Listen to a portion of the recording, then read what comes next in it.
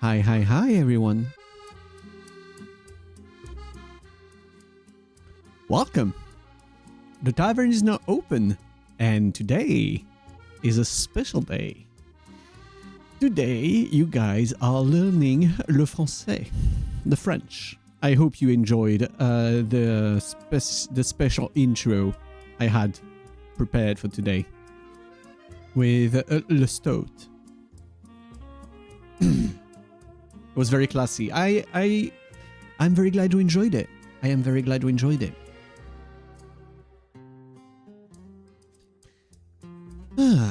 So, today you all are going to learn French. Oh well, I'm going to talk to you about the French language. I am not trying to teach you how to speak French. Wait, this isn't a tavern, it's a classroom. Yeah, today it is a classroom. But you are allowed to have a drink. You are allowed to have a drink on your table while you are learning. There will not be an exam at the end. Do not worry. There will not be an exam. You just have to be there and enjoy the moment. You're all gonna learn French. It's already a hostage situation. You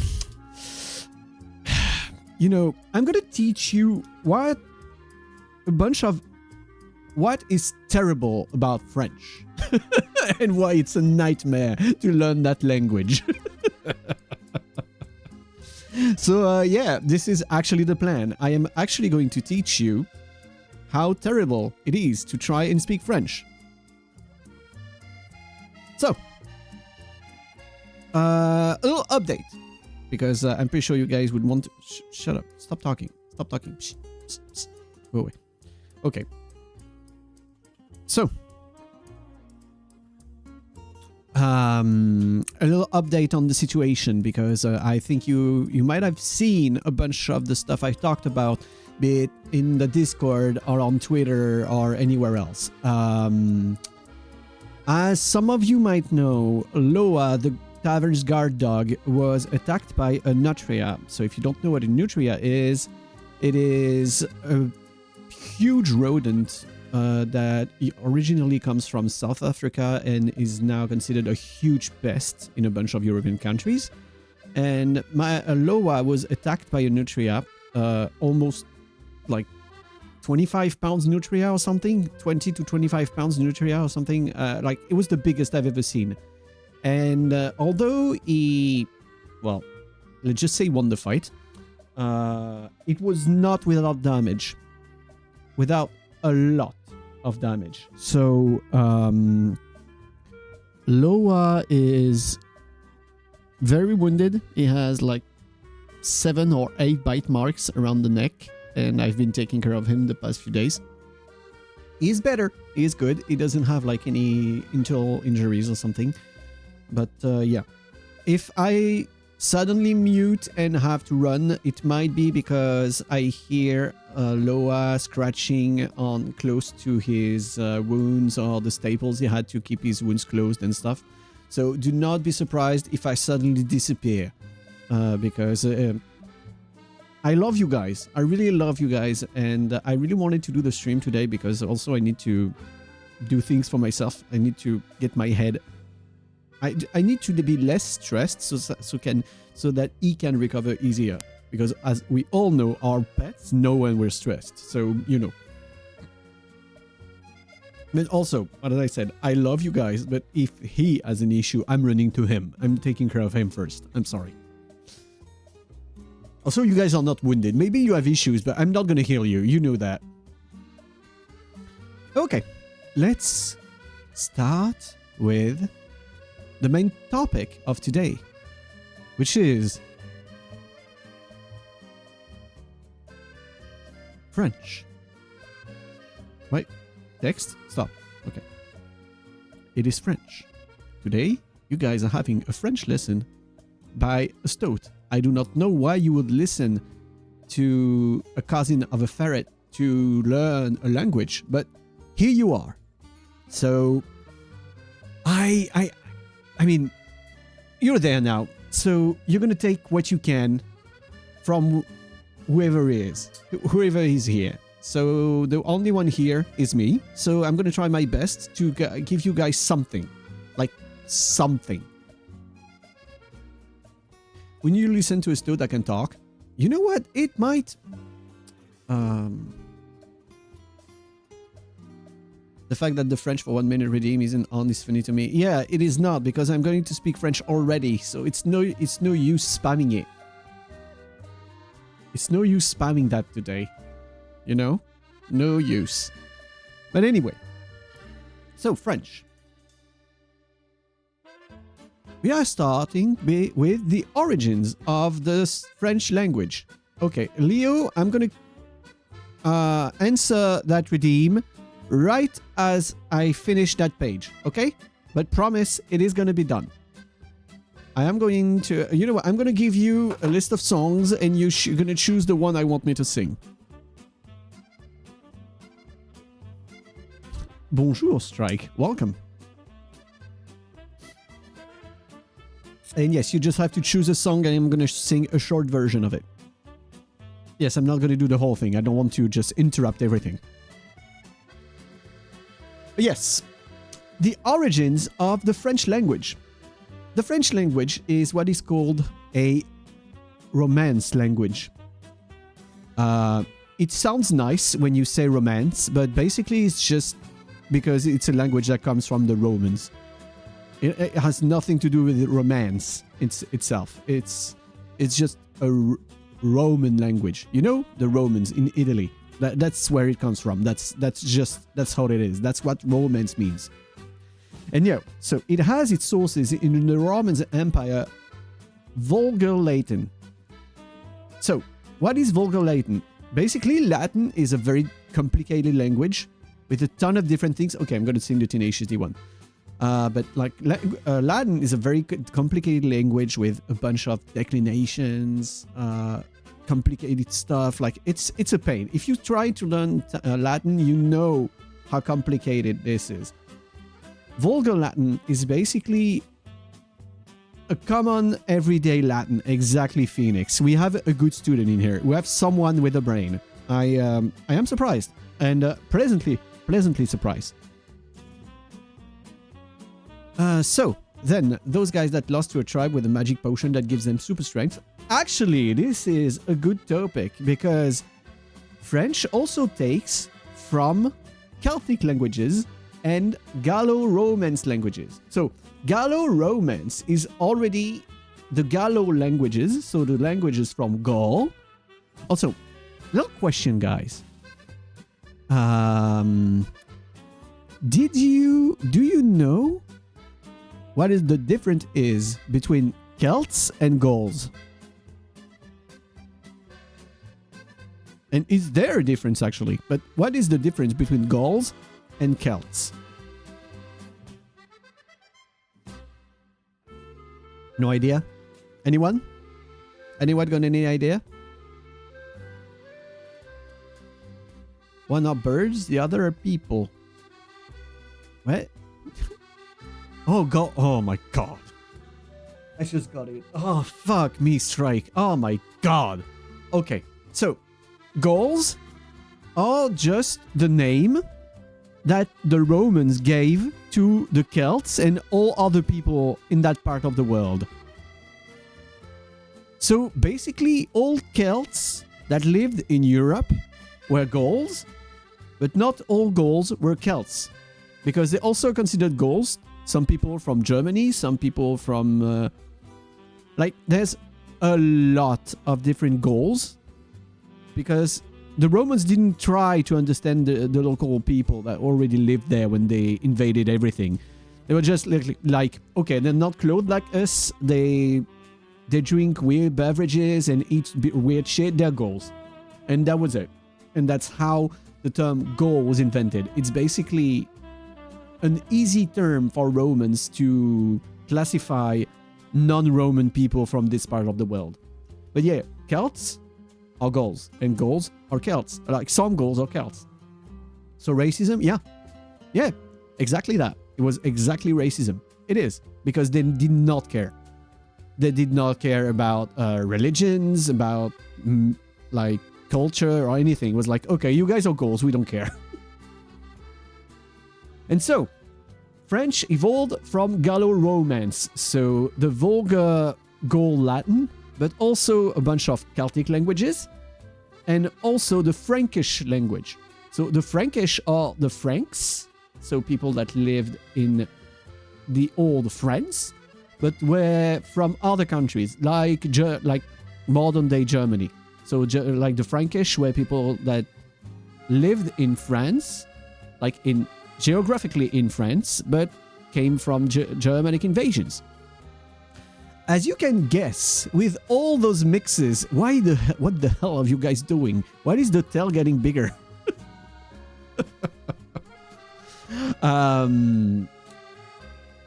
you can imagine how messy that the language is now when you are a mix of all of that stuff.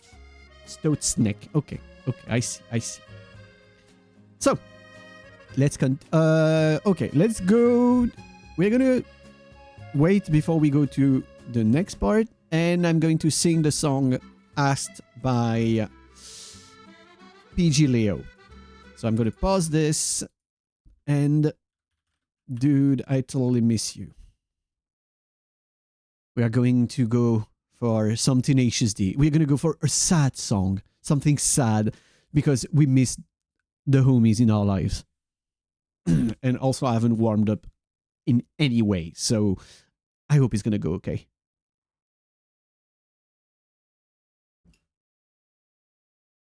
Karaoke mode.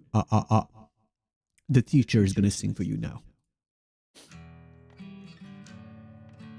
Is it sound? Is it loud enough? I think maybe. Yeah, like this should be better. Like that. Yeah. Wait, what the fuck is happening? Wait, I don't have the lyrics anymore. Fuck me. Please work. Okay, we go back. We start back. We start back. We good.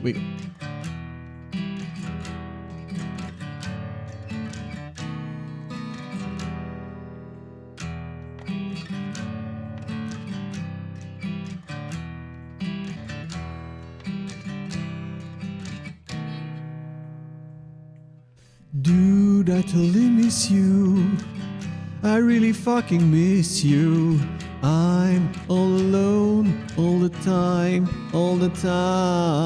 Dude, I totally miss you. The things we did together, where have you gone? Totally miss the honesty and special times, and honestly, I totally miss the fucked up thing you do. Dude, I totally miss you. I totally miss you. Dude, I totally miss you all the time.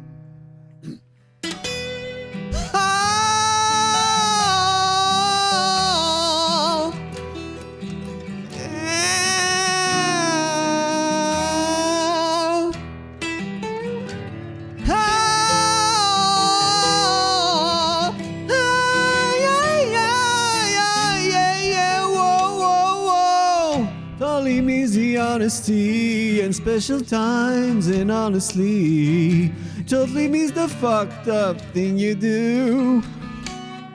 Dude, I totally miss you. I totally miss you. Dude, I totally miss you all the time. Okay, that's good enough. Okay.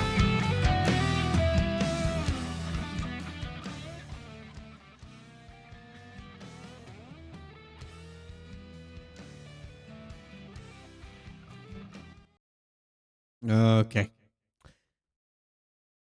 And so that was first part of Dude, I Totally Miss You by Tenacious D. New bass version just dropped. Now we go back to France. Yeah. You can stall all you want. We are going back to France. You have no choice. Okay. So we just talked about the origins of the French language. And now we are going into more details.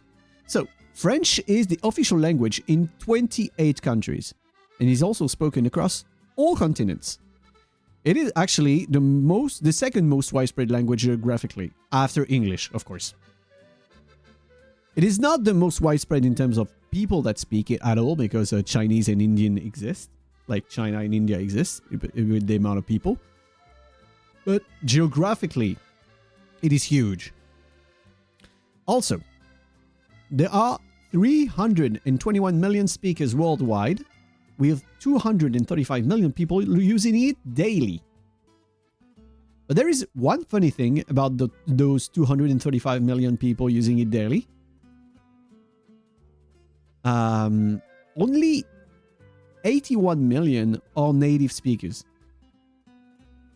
So, the vast majority of people that speak French daily were not born in a French-speaking country. It is, actually, isn't it?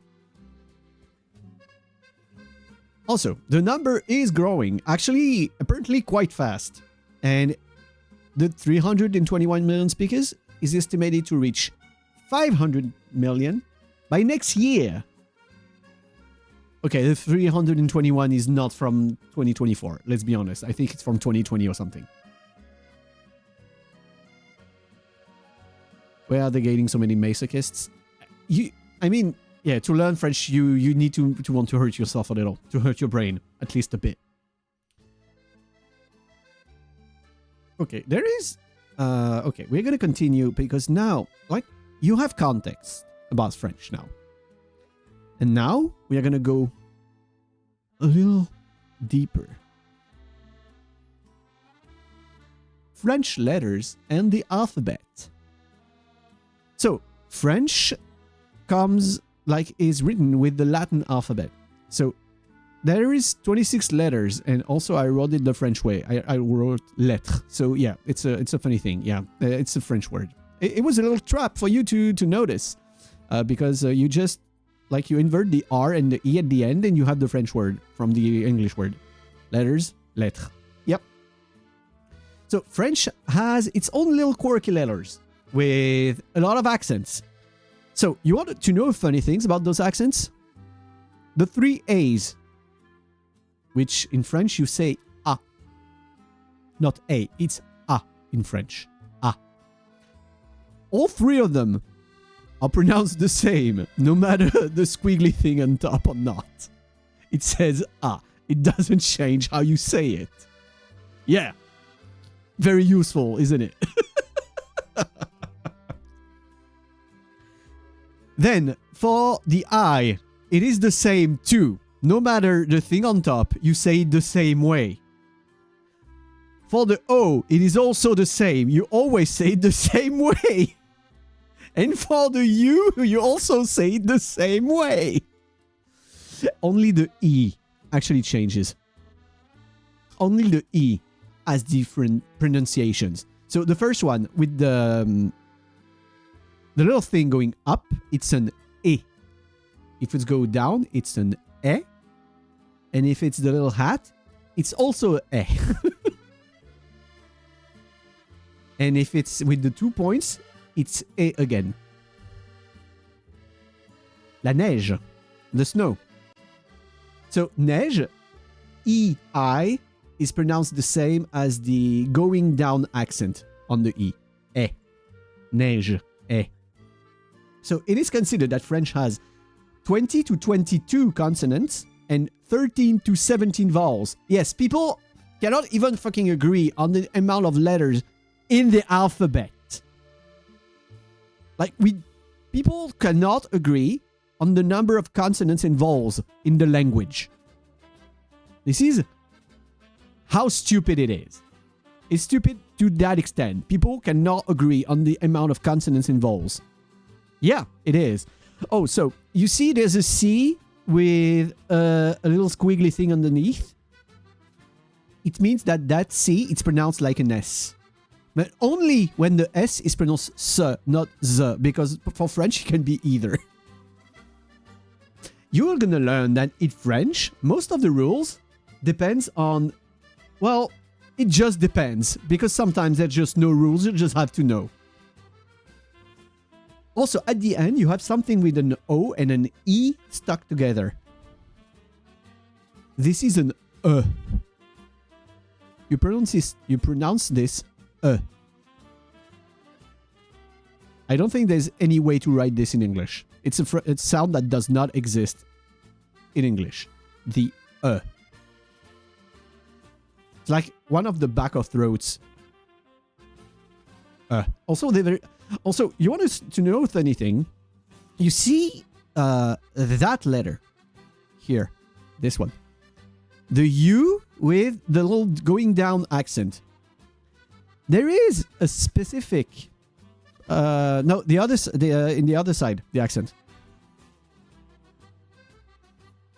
It is,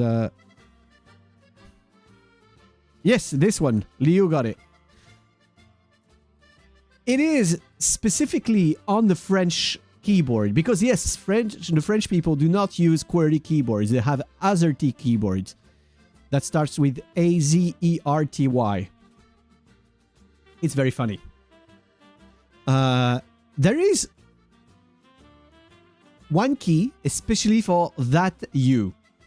But the funny thing is, there is only one single word in the whole of the French language that uses that letter. Only one. And there's a key for it on the keyboard. And the funny thing, you see all of those other letters, apart from the C with the squiggly thing, none of them has their own key. None. And there's a ton of words with those. Same with the OE. I don't even know to this. I've been using a computer since I was a child. I still don't know how I'm supposed to write the stuck together OE. I had to copy paste it to put it on the lesson. But yeah, that U with the accent has a key. It is very smart. Yeah, I love French. It is funny, eh? Okay. If you thought that this was bad, you are not ready for the next part of the lesson.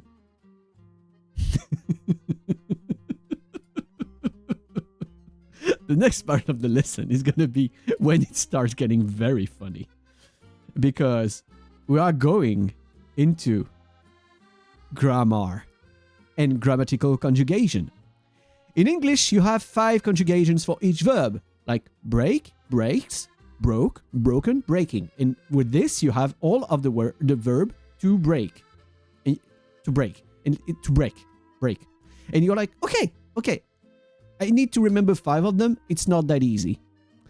In French, you have 3 different groups of verbs. The first, second, and third group, with each their own rules and their own exceptions.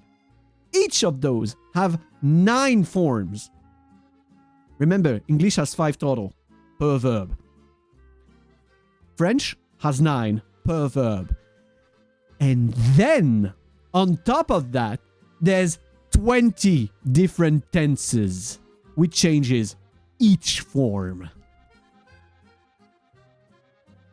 Yeah. So you have 180 forms per verb. Thankfully, a bunch of them are the same. But when is it the same and when is it not? Now that is what is funny.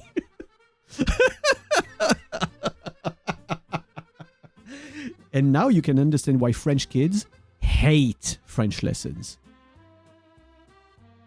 More than anything else.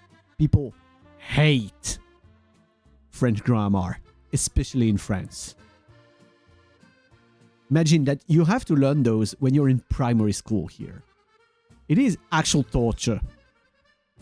But, you know, I'm going to show you an example with the verb to love, which in French is called aimer. You know the famous je t'aime for I love you. So, for the verb to love, we have what's called temps simple. So, basically, simple tenses. In the present, j'aime. The imperfect, do not ask me why it is called imperfect tense. Why would that tense specifically would be imperfect? It's basically the French equivalent to the ing form, which is j'aimais. Then we have the simple future. I don't know why the future is simple, but it is, which is j'aimerais. Then we have the simple past, which is j'aimais ou tu aimais. J'aimais, tu aimais, il aimait. Every time there's 9 of them, I just put the first or the second one. Oh, don't worry, French people also learn French very badly. I'm gonna talk about that. How much stronger do you think the French language would be if they had the parfait instead of the imperfect? The parfait does exist somewhere. I wish the future would be simple. Because those are the simple tenses. But there's composite ones. With the composite past, j'ai aimé. The plus than perfect. Remember, you talked about the perfect. French has the plus than perfect. The plus que parfait. It's more than perfect. Why is it named like that? I have no idea. But it is. Which is j'avais aimé. Then we have anterior future, which literally means the future in the past.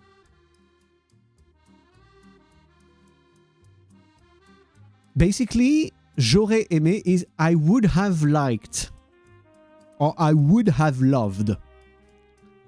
We have a verb tense for this. I would have loved. J'aurais aimé. Passing anteater. And then we have the past past. The passé antérieur. The past past. J'eus aimé. So, funny thing about this one. I've barely ever heard any French person use that tense. It exists, everyone learns it, but no one uses it.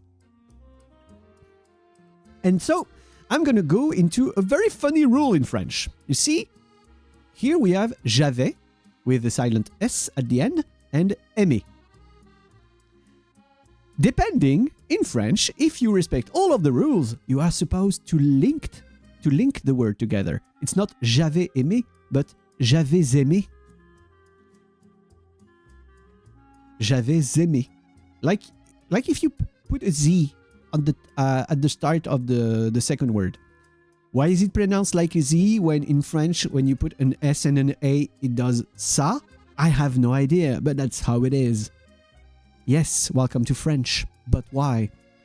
And the reason is usually because. And there is nothing else to explain. Yeah. And people think that English is complicated and has weird rules and exceptions. Doesn't even want the brains. I don't want it anymore. Guys. J'ai mal. Oh, he's hurting, guys. He's hurting. But guys, you want the funny? The real funny? There's more.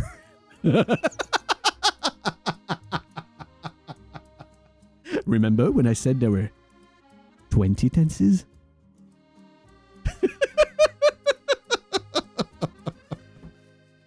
Because you see how in you see how in English you have the infinitive of a verb, like to love. French has the infinitive and the past infinitive of a verb.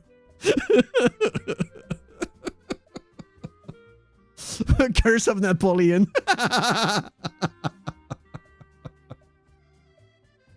So, yeah, we have a specific tense, specific just only to give orders. It's the imperative. Whoa, French be upon ye. It took Vopper this long to find all of the letters. But yeah, like we have a specific tense only to give orders, and one also only to give orders in the past.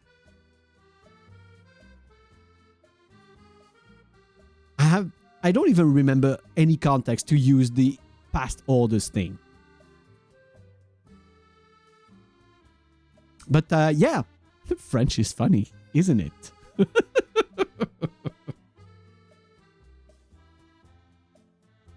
Did the one to give orders in the past get invented after Napoleon lost? Oh, wow. That is too many brain cells in that question for me. Do you guys have any questions about grammatical conjugation in French? And now you can understand why when you're French and you start learning like English or Japanese, everything seems so fucking simple in comparison. It's like, oh God, thank you. Japanese doesn't even have a future tense. When I heard that, I was like, is it real? It's not a dream. It's possible? Oh, it's beautiful. I struggle with grammar in my own language. This is hell. Don't worry. Every single living French person struggles with French grammar. Do not worry about that. Welcome, Guri. I'm pretty sure you're going to find this one funny.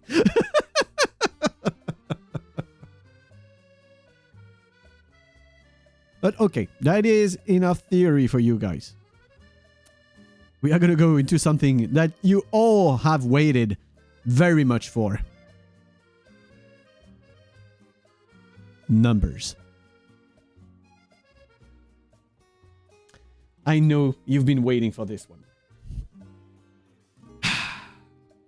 How the French count. So, in French. Wait, I can't write. Here. Okay. In French. When you go from 1 to 16, you basically say it normal. Like in English, it's 1, 2, 3. Like in French, it's 1, 2, 3, 4, 5, 6, 7, 8, 9, 10, 11, 12, 13, 14, 15, 16. We have a different word for all 16 of them. But then, for 17, 18, and 19, we say, like for 17, we use the same way. We use increments of 10. So 17 is 10, 7, 17. 7 is set. 10 is this. So 17 for 17. For 18, it's 18. For 19, 19. Yes, I know. And sorry, I pronounce it well, so it doesn't make these nuts because it's an F at the end. I know the joke, and it doesn't work on French people because they say it too well. 19. But then, in French, we have a different word for 10, 20, 30, 40, 50, and 60. No nuts, I am very sorry. And Krinzovnik Roulette. Welcome to the stream, everyone. Welcome the new chatter. No nuts. I'm very sorry. No nuts here today. But yeah, as I was saying, first of all, welcome, Krins. And as said before, for 10, 20, 30, 40, 50, and 60, French has a different word. 10, 20, 30, 40, 50, 60. So, up to this, it makes sense. Then, when we start getting, like, you'll notice it's 1 to 6 every time. So, once you reach 70, 70 is 60, 10, 60, 10, 60, 10. So, here you go and think, okay, so French, when it counts past a certain point, it just goes with increments of 10. So, logically, 80. 80 should be, I don't know, 2, 10, 20, 2, 10, 60, something like that, you know? No. Because French does not want to do things normally. Because it's not only by increments of 10, it's also by increments of 20. So 80 is actually 420. 80. It is literally pronounced 420. 80. We actually say 420 to say 80 in French. So you see the meme? It has been said for hundreds of years in France, the 420. So if you want to make a joke about the 420 in French, you just write 80 because it's pronounced the exact same way. Arabic numbers are worse. Okay, good again. We need to have you make an Arabic numbers lesson on your own stream. Polish numbers have so many endings and specific to avoid 4 consonants in a row. So yeah, we love 80 because we love 420. So, and then you go.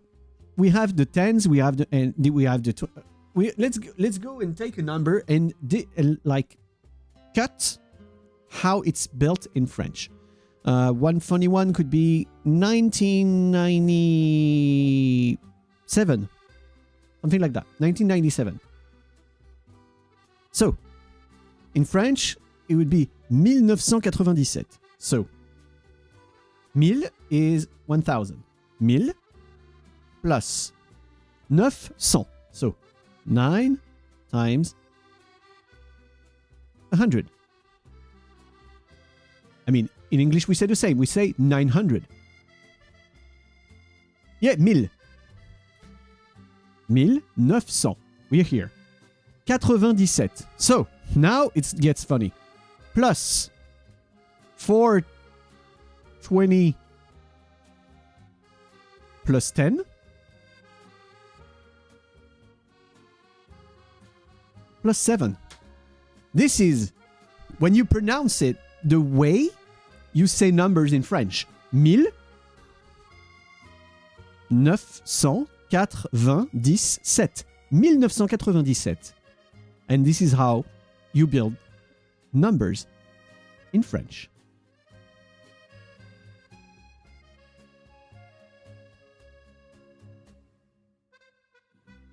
How are you liking this so far?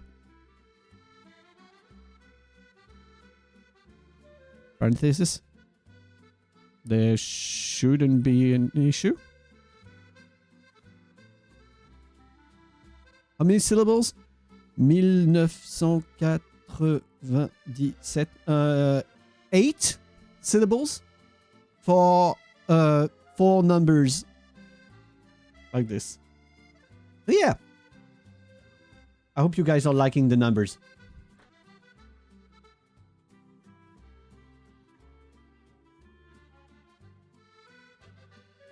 Léo, pourquoi? You are speaking a meme language. Oh, for Polish? Oh, no, Vapor. Oh yeah, I don't remember which languages you guys speak, actually. So, now we are going to leave the numbers. And we're going to go into pronunciation, because it's a lot funnier to go into pronunciations now. So, how do we pronounce French? First of all, we have a bunch of letters, and there's one thing that is important to understand with French. Like I told you guys earlier, French is built from a bunch of different languages that were not planned to go with Latin. Like, it had nothing to do with Latin, but it became a language by itself anyway. And since everyone was doing the same thing at this time, the French also decided to pick the Latin alphabet to write their language, which was not adapted to write their words, because not everything was Latin. So there is a lot of things in the way you write French that makes no sense for that very specific reason. Like, French should have its own alphabet because of a bunch of things, but we do not, because everyone was using the Latin alphabet. So,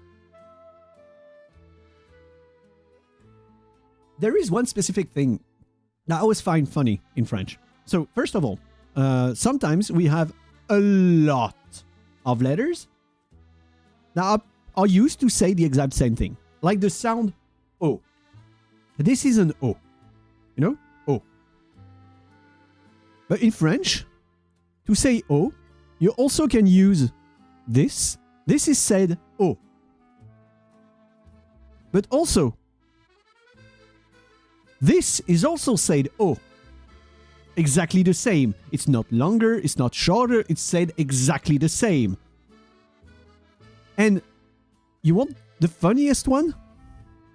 This is also said the exact same. The X is silent.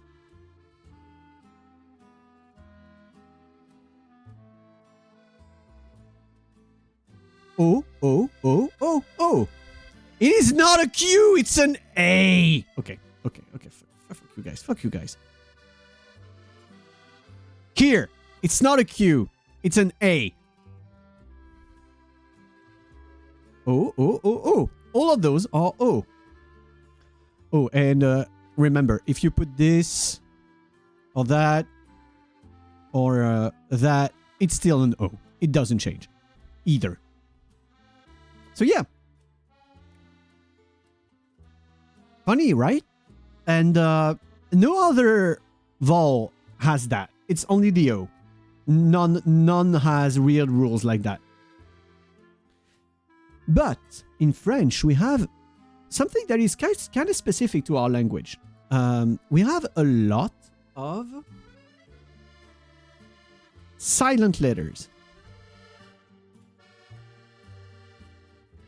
Among the vowels, one vowel can be silent. Can you guys guess which vowel can be silent in French? It's a vowel you see everywhere, but you do not pronounce. Yeah, French is the king when it comes to grammatical exceptions. Yes, Goho, you're cheating. You're French. All of them. No, it's only one vowel. Good try. And XX11AXX, welcome to the stream. Welcome, and everyone say hello to the first chatter, to the new chatter. First time chatter.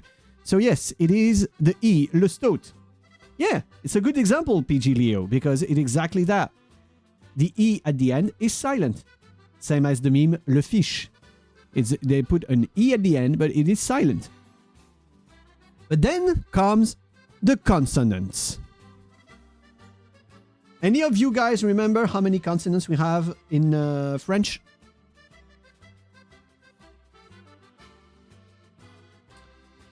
Yep. And how many consonants do you have that can be silent in French? 14. 14 consonants can be silent. It's not that they are, it's that they can be. Basically, all of them except from like all, but J or V. Basically, any consonant apart from... Oh wait, you can't see that. I'm hiding with my big head. All consonants but J or V can be silent in French. Let me give you guys an example.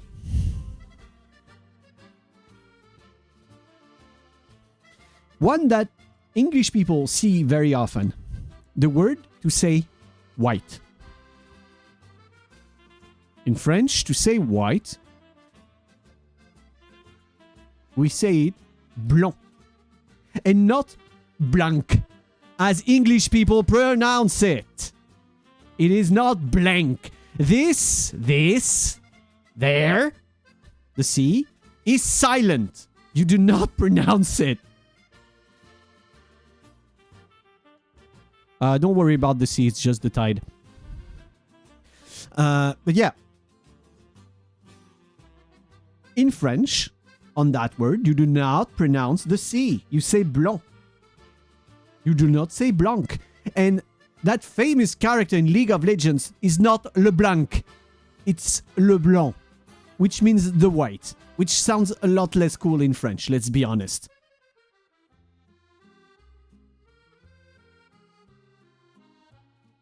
And yes, the first time I heard stuff about League and they said LeBlanc, I couldn't. I actually burst out laughing because it sounded so ridiculous to me. Because the C is silent.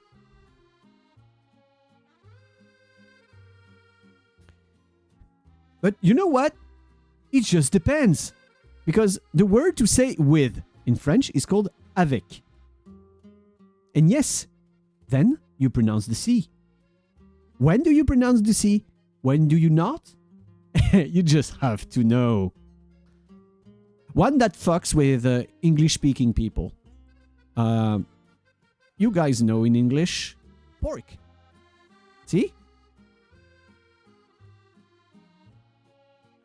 In French, it's a C. And it's silent. It's porc. It's not pork. You can see, like, the word has exactly the same origin. But no, in French we decided to make it silent.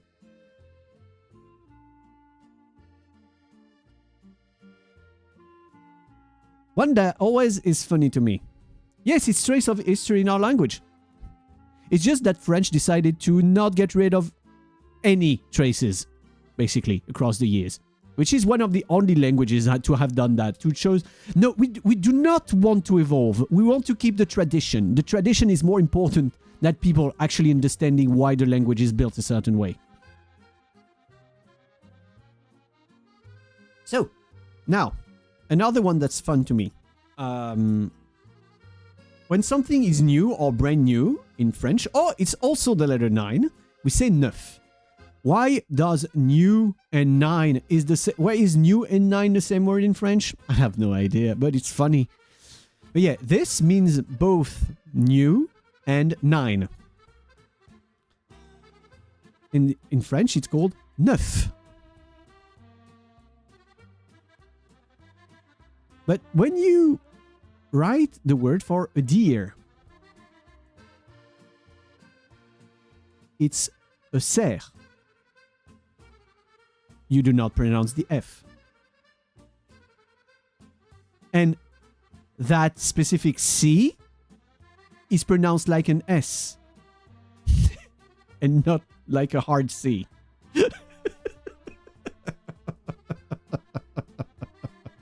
French is funny.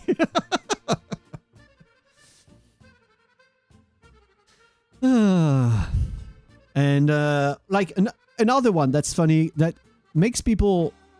Oh, welcome, Commissar Alexander. Everyone, say hello to the new chatter. Lots of new chatter today. I'm very glad. I don't know if they're going to stay because no one is following. But yeah. Start a fight in the tavern. Goho welcoming people with a fight. Understandable. Remember, Goho, every time you start a fight and you beat up people, you pay them, you offer them a drink afterwards. I'm here to make fun of the language, of the French language. It's understandable. I also am. I am way ahead of you. So, how you see in English we have the word April. In English we have April. In French, we say Avril. I've seen that in a lot of languages, V often manage to become to be either a B or a P, depending on the language. Like in Japanese, when they say V and B, basically the same way. Which created the very funny to French people, Devilman in Japanese. Devilman Crybaby. Sometimes they say Debilman. And I know it is also funny for Russian speakers because it basically means the same in French when you say débile. Débile means idiot in French too. So yeah, it's basically stupid man when Japanese people say débil man. So yeah, it's the same for all of us. So yes, débil man is very, very funny when said this way. Oh, thank you very much for the follow, Alexander. So, as I said, here you have April. Here you have Avril. So you pronounce the L. How do you say that someone is nice in French? You use the word gentil. Well, this time, the L is silent. Wait, I'm going to write it there.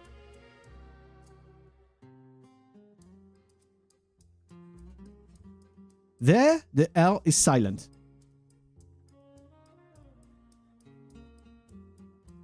But let's go further into why French is funny. Hi, Father Leo, just lurking, vote later, +1 viewer, Desia. Thank you very much for coming by, Aqua. I know you... Aren't you streaming in like 5 minutes?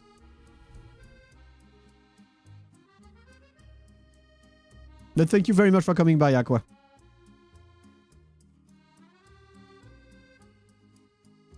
Oh, you want me to sing? Okay.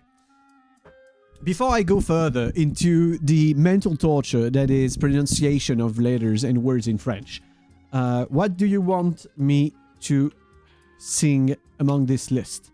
Just so you know, someone made me sing Dude, I Totally Miss You by Tenacious D a little earlier. But you choose and I sing.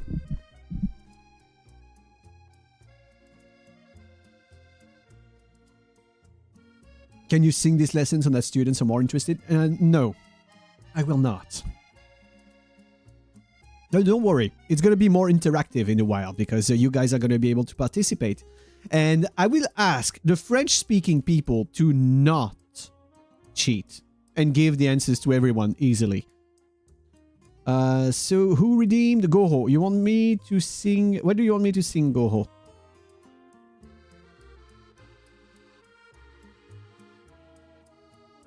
What do you sing? I'm shitting on Company's Time, but it isn't on the list. Yeah, I'm sorry. If it's the songs that I do during the streams, it's the one I did earlier, Goho. Are you sure you want this one? Everyone already heard it earlier. I sang it like 20 minutes, like 30 minutes ago. I mean, I could if you really wanted, but you know.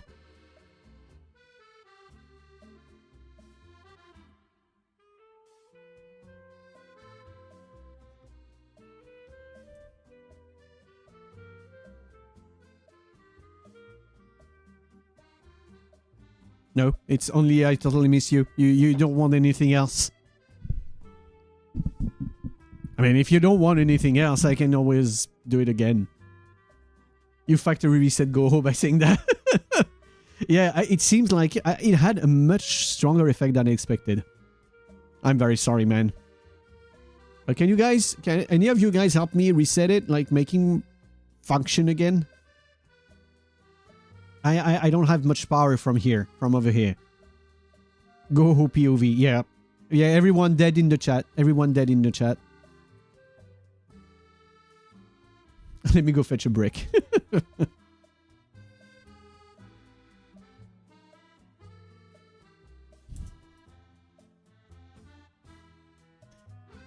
Well, it seems like Goho died. We're gonna wait for him to take his decision.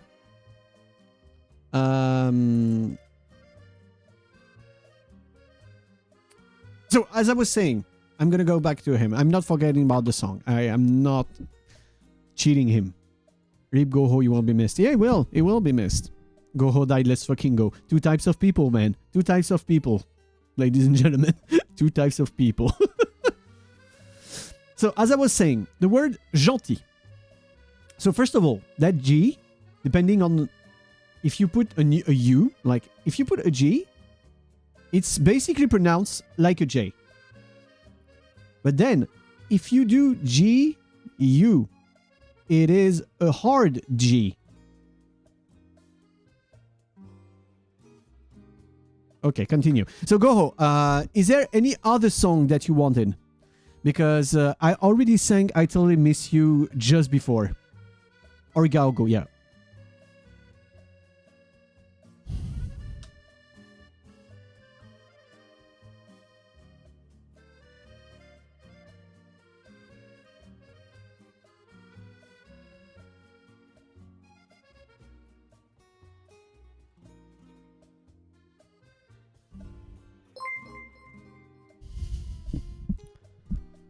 Oh, thank you, Anonymous, for the gift sub to Commissar Alexander. You don't have to sing. I thought it was point redeem. You have to sing what you say. Oh, no. It was actually a song. I just meant that I sang the song before, but you can choose any other one in the list, to be honest. Oh, no. Dude, if the redeem is there, it is for a reason. Wait. I mean, if he doesn't want to... Any of you guys want a song? Like, you can choose as a group. Like, there's 15 of you guys, I think. Hydrate. Yeah, good idea.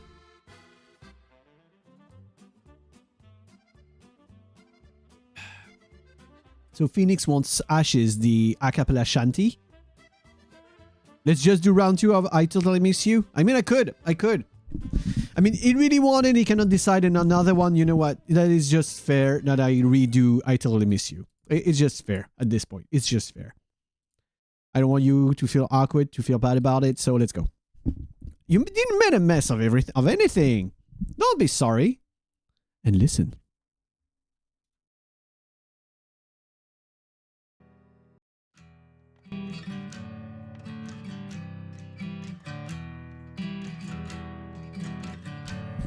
This is for you, go home. It is the perfect song to be nice to someone.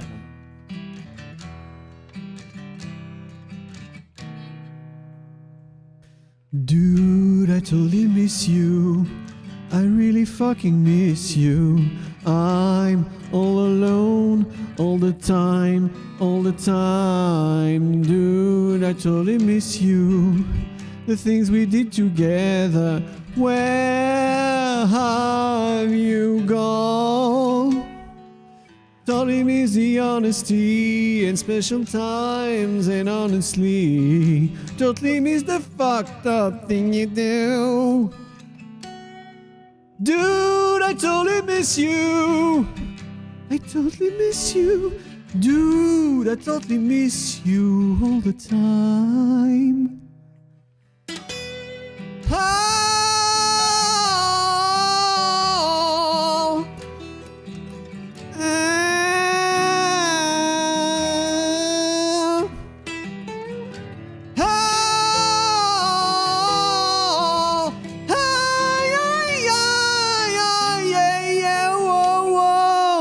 Totally miss the honesty and special times, and honestly, totally miss the fucked up thing you do. Dude, I totally miss you. I totally miss you. Dude, I totally miss you all the time.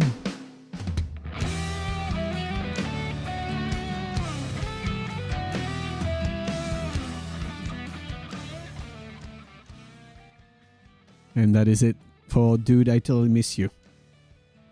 You want to dedicate it to Tenacious D karaoke stream now? I'm sorry. I have a hard time actually doing Jack Black's voice, usually. I have a hard time doing Jack Black's voice. And thank you very much. I hope you guys liked it. And you don't have to feel bad about anything, go home. Okay, so, as I was saying, we have the word gentil, to say nice. First of all, it has a silent L. The G in itself can be pronounced like a J, depending on the letter after it. But if you put GU, it makes it a G sound. And if you have ga or go, it is actually a hard G again, like GU. And you just have to know once again, because French is funny. I have to sing Belle's the Boss. I know how to sing Belle's the Boss. Joke's on you, I always feel bad at myself. Everyone, give a hug to Goho. He doesn't have the right to feel bad in here. Here we have good vibes. We feel nice.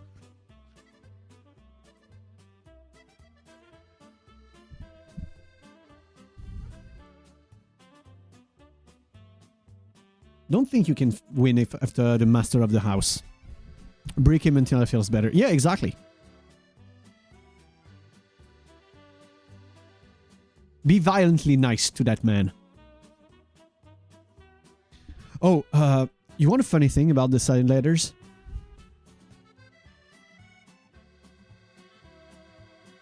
%28% of French words have those. There are silent letters in almost a third of all French words. So I hope you listen. Okay. So now, we're gonna go into another funny one of the French language. I wish stealth was optional in this mission. Oh, you're gonna be silent, man. You have to be silent a bunch of times in French. So, now we are going to go into another funny one. Genders in French. So, why do certain words have genders? I don't know. And at this point, it's just a feeling. Like in French, very much, once you get the overall feeling of it, you get the logic and it works.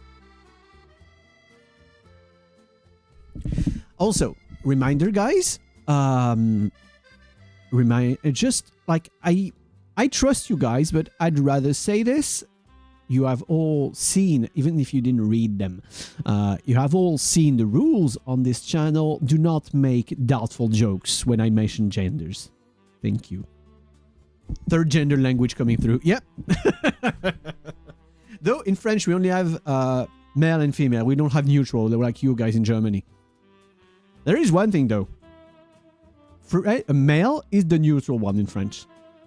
Like, the basic one is male, and then some words are female. That's basically how French is made. Most words are male, and then you have a few female words. There's a bunch that are quite funny. Because the word for penis in French, it's pénis. Yeah, it's not penis, it's pénis. And as far as I know, a long time ago, it was penny.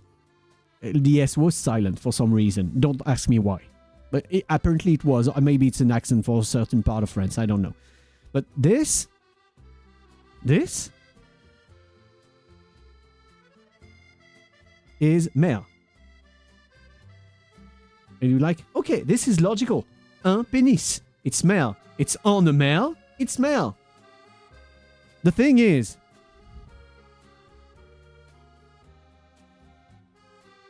vagina, which in French is just vagin. You remove the A. This, this is also male. Yeah. This is also a male gendered word. And now we get into the funny.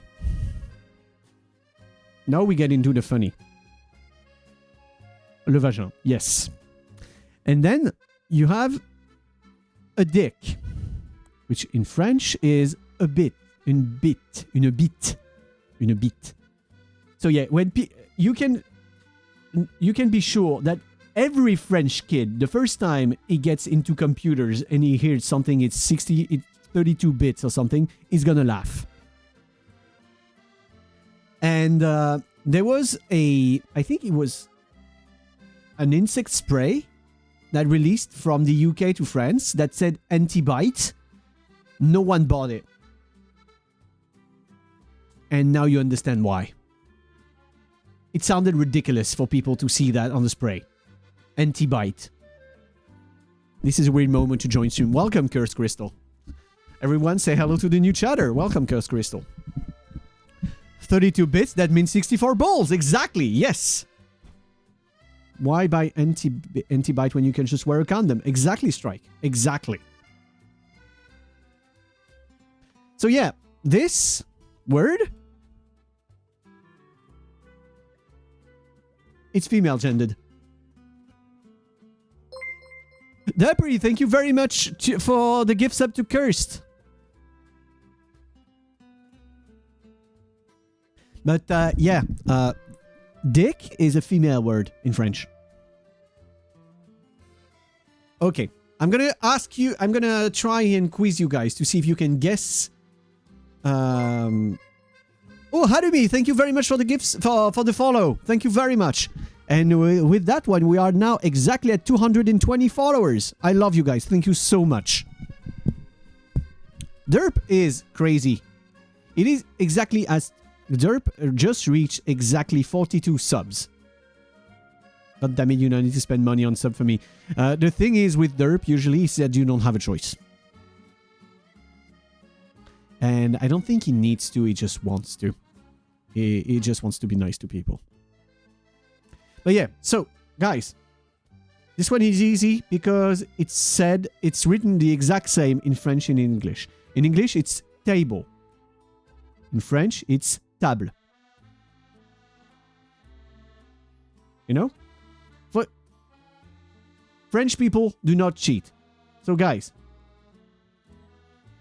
is a table female or male?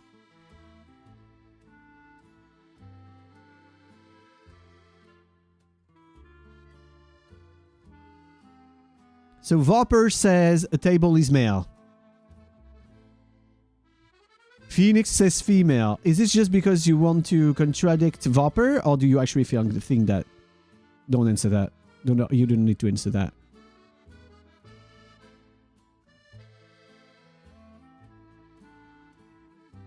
I will stay silent. I'm working in the barn. Good luck with the work, man. Good luck. It is male in Russian, okay? So, any other guesses?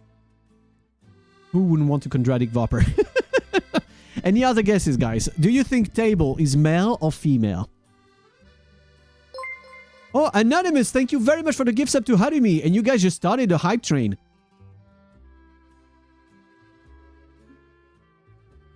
Oh, no, we are close to earning a train. There is only one gender on which you can use the belly to snort coke. Come on, man. Let people do what they want. If they want to snort coke on the belly of the other gender, let them have fun. Let them snort coke on abs, I don't know. Hey, maybe on abs you can make more lines, you know? Because you can follow the abs and make more lines. Hey, might be better. Might work better, actually. Anyway. Or maybe that was the one you meant. I don't know. So yeah. Okay. Table is... it's a female word. I'm sorry, Vopper. Everyone, you can point and laugh at Vopper. He failed. It's not male. A table is female. But what of a chair? We were on the table. Also, by the way, in French, it's une chaise. It's chaise. And yes, the SE is just pronounced like a Z. It's chaise. You know, like fez, but you put sh at the start, and it's chaise. You know, like, weirdly, you could say this, and it's the French word for a chair. Chaise.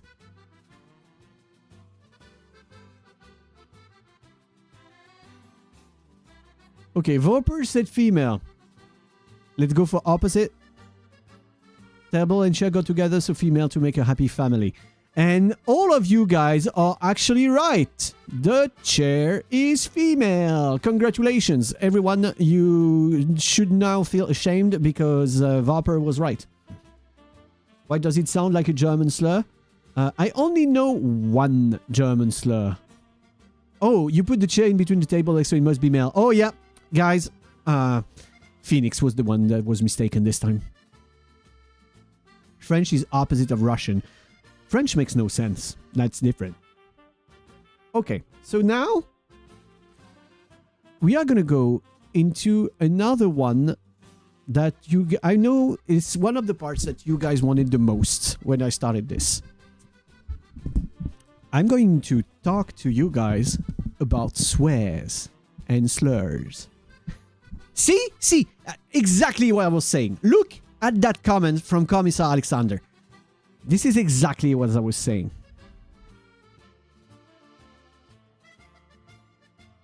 We are now going to watch a little something to give you guys an example about French swears. I'm going to put the music out, the BGM out for now.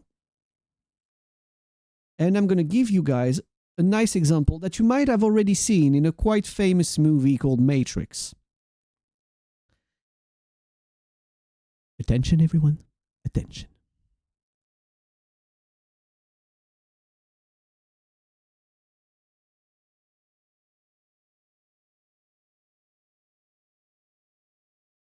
Oh, wait. I left a mess. Oops. Okay. Clean the board. We need to clean the board. Let's go. Who has time? Who has time? But then if we do not ever take time, how can we ever have time? It is coming. Château Aubryon, 1959. magnificent wine. I love French wine. Like I love the French language. Oh wait. I have sampled every language. You guys can barely hear it. I'm gonna put it back to the start. Give me a second. It was barely edible. Who has okay, time? good. But then if we do not ever take time, how can we ever have time? Château Aubryon, 1959. Magnificent. I love French wine. Like I love the French language. I have sampled every language. French is my favorite. Fantastic language. Especially to curse with. Nom de Dieu, de putain de bordel de merde de saloperie de connard d'enculé de ta mère. It's like wiping your ass with. I love it. Okay, apparently there was echo. Do you guys need to hear this one again or not? Do you want to hear it again? I'm going to play it again. It's short. We're going to play it again. Who has time? Who has time? But then if we do not ever take time, how can we ever have time? Echo again. Château Aubryon, 1959. Magnificent wine. I love French wine. Like I love the French language. It is coming. I have sampled every language. French is my favorite. Fantastic language. Now. Especially to curse you ready? with. Listen Nom de Dieu, de putain de bordel de merde de saloperie de connard d'enculé de ta mère. It's like wiping your ass with silk. I love it. Beautiful, isn't it? And this is the way French people use swear. And so we're going to go to that specific following of words that was used by the Merovingian character, which is played by a French actor in The Matrix. And the thing that was said is nom de Dieu, de putain de bordel de merde de saloperie de connard d'enculé de ta mère. Wait, I missed it. Give me a second. Nom de Dieu, de putain de bordel de merde de saloperie de connard d'enculé de ta mère. See? It just rolls out the tongue. It is beautiful. We are gonna go on how that thing is built. Like French people, when they are very pissed or when you hurt yourself and everything, it is weaving. yeah. It is basically slurs weaving, yes. Also, those are only swears. There's no slurs there. I try to not use the slurs live on stream. You know how it is. But yeah, let's understand how this is built. So, nom de Dieu. First of all, it means in the name of God. Which is like basically a very, very old way to swear. Like a lot of languages have Christian-related insults. Then we have a few words that go together. We have putain, bordel, saloperie. Putain, in French, comes from the word pute. Wait a minute. Pute, which means a whore. Like, quite literally a whore. Because there you have saloperie. That comes from salope. And this is a bitch. And bordel, the one we have right here, this is a whorehouse. Yes, we love our sexual innuendos in French. We do love our sexual innuendos. But then, a bitch for a shitty warehouse? Yes or no. It's just a bunch of different things. And then we have this one that is kind of linked. Connard. So, connard, which basically means shithead. Shithead, asshole, like all of those. Like, you want to insult someone. Connard come from con. What is a con? Con is a synonym of connard, but also it's an old word that means the pussy.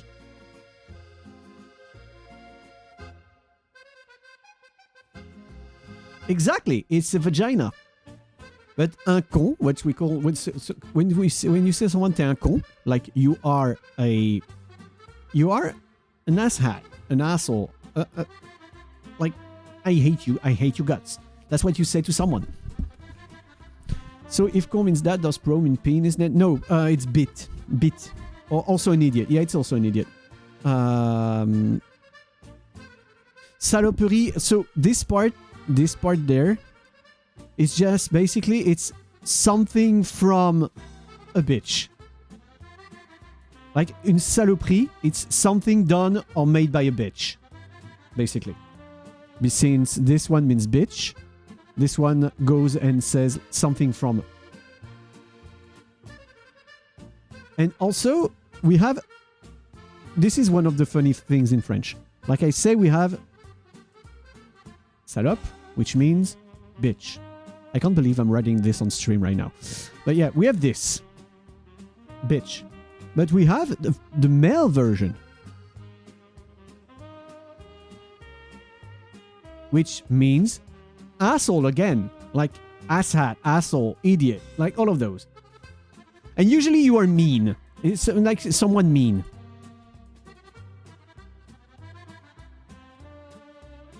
I think that someone is an idiot while insulting you. You're saying they're acting like a woman. Let's not delve into how bad a language is made sometimes. So, there's a few words I haven't explained. We have this one. Merde. Merde is very simple. It means shit. Very close to the Spanish mierda. For the people that know Spanish. Yeah, it's basically the French mierda. It's merde. Hey Flexney, welcome. And then we have enculé. Do not worry. Enculé, it means fucked in the ass. It's a sodomite. It's an old insult about people that enjoy the backside action. Let's just say like that. So yeah, the rear entry pass, the back door entrance access. Exactly, the people that enjoy those or participate in such activity. And I've learned something that was kind of funny to me, because I looked up all of those words to understand the etymology, like the etymology of those words. And apparently, enculé in the origin of the word means someone deserving of your contempt. So it is someone that deserves your contempt. That's what the original sense of the word was, which is kind of harsh, let's be honest. Saying that someone deserves your contempt is kind of harsh. And then we have the big classic. What is that? This means your mom.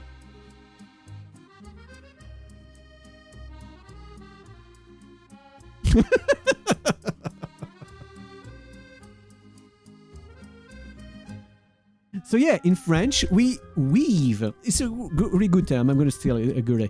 We weave insults together to make entire tirades of them. Like, nom de Dieu, de putain, de bordel, de merde, de saloperie, de connard, d'enculé de ta mère. That one is... So, de ta mère, de putain. You are very close. You are very close to the proper way to swear in French, Vapor. Because you said de ta mère, so of your mother, but you said de putain, of your mother of bitch. So it doesn't work. So you should say de ta mère la putain, of your mother the bitch. Or your bitch mother, you know, something like that. You are very close. You were very close from managing to swear in French. I am very glad. De ta mère. Exactly! Guys, Vapor got it. Vapor knows how to swear in French now. Personally, mine usually start more like putain de chier de con de putain de bordel de l'enculé de ta mère.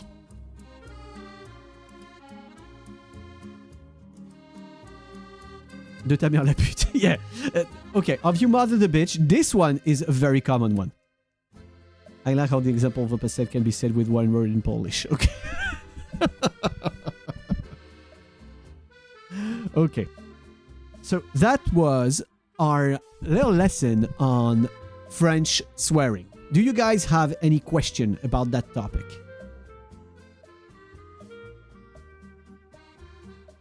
I usually use bordel de couille and word from there. Oh! Oh yeah, couille is one that I haven't shown or explained. Couille? Which sounds kind of funny, you know?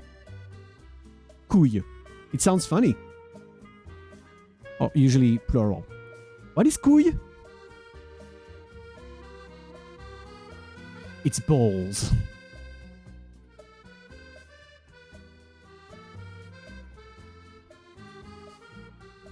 My favorite slur? The one I use the more often?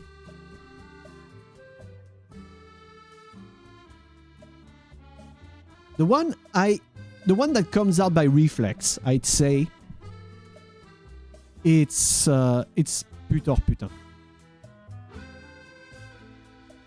Those two are the one that comes by reflex to me when I speak French, and I swear. Like, I'm angry, I get scared, or like putain de merde. So basically, I guess it means shitty bitch. But you don't use, like, the sense of the word. You don't use the words for their sense when you swear in French. You use them like, it's like every word is the word fuck in English. You just use them to make yourself feel better. It's all about the emotion, exactly. You know, it's like the way Japanese people say they speak passion English. In French, we have passion swearing. I like this expression, actually, passion swearing. We swear with passion. The words do not need to mean anything. Just need to let the other person or everyone around you feel your emotion in that moment. Yeah, passion swearing. French and apparently Polish use passion swearing. Cheers to that, buddies. Cheers to that, my friends. Okay. Now that you guys are basically experts at French, you are, right? Right? You are experts now, don't you? Hmm? You know exactly what you're doing. You understand the whole French logic, everything is working perfectly in your brain. Okay. So now I'm going to test you guys with a bunch of French expressions. And I'm going to try you guys to understand what they mean. It's not a test. It's just to have a little fun together. So, those are expressions or a bunch of things that we use in French. I'm pretty sure the people that actually understand French are already laughing now. I'm going to tell you the meaning of the words, and you're going to try and understand the meaning of the expression. It's idioms and expressions, basically. So, the first is Bernard l'Ermite. It literally means Bernard the Hermit. What do you guys think? It can be either a thing or an expression. Like, what do you guys think is Bernard the Hermit? Yeah, Bernard the Hermit. It's an hermit. Exactly, yes. It's Bernard the Hermit. A loner, a gooner. Okay, I'm gonna be nice to you guys. It is not an idiom. It's not an expression. It's a thing. Something to do with buggery. You're trying. Continue.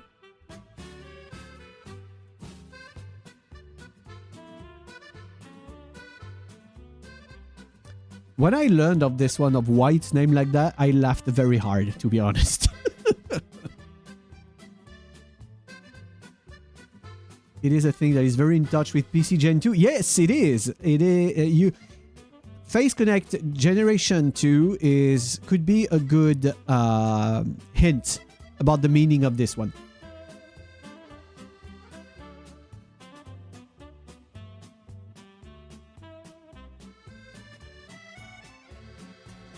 Anyone? Yes, Phase Elias. Exactly, yeah. This is the French version of neat. It could be a fun... Okay, that's a fun one. But a hermit moves around, you know? The neat stays in the same place. Okay. I'm gonna stop torturing you guys with this one. Bernard l'Ermite is the French word for hermit crab. Yeah, they just decided to call him Bernard. Why? Because it was a very common male name at the time. That was the one and only reason. It's called Bernard. And yeah, that is the entire reason. So now, every hermit crab in France is called Bernard by default. Bernard the Neat. You know what?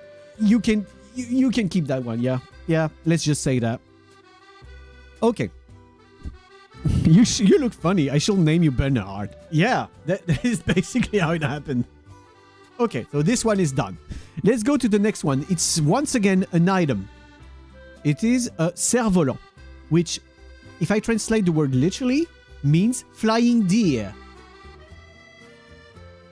The deer, like the animal, a deer. D-E-E-R. Flying deer. What do you guys think cerf-volant means? It is not a reindeer. Yes, it's a good one. Good again. I like this one too. It is not an idiom. It is, to be first hint, it is an item.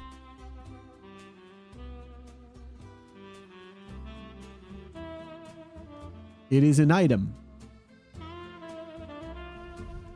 Not an animal. It is not something extremely specific. It is not a table. Volant is the steering wheel for land vehicles, and also volant could mean that it is something that can fly. Can we eat on it? Huh? I mean, maybe if it's big enough. You guys are free to ask any questions. Yes, item means not a creature.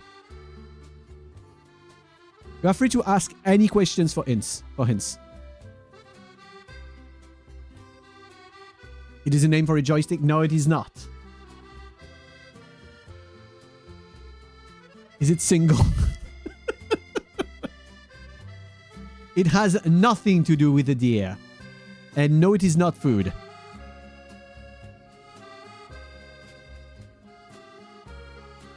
You should not eat it.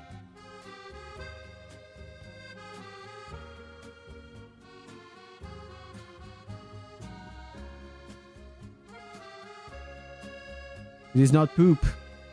Yes, I can carry it very easily, and you too. Even Remy could carry it. It's very light.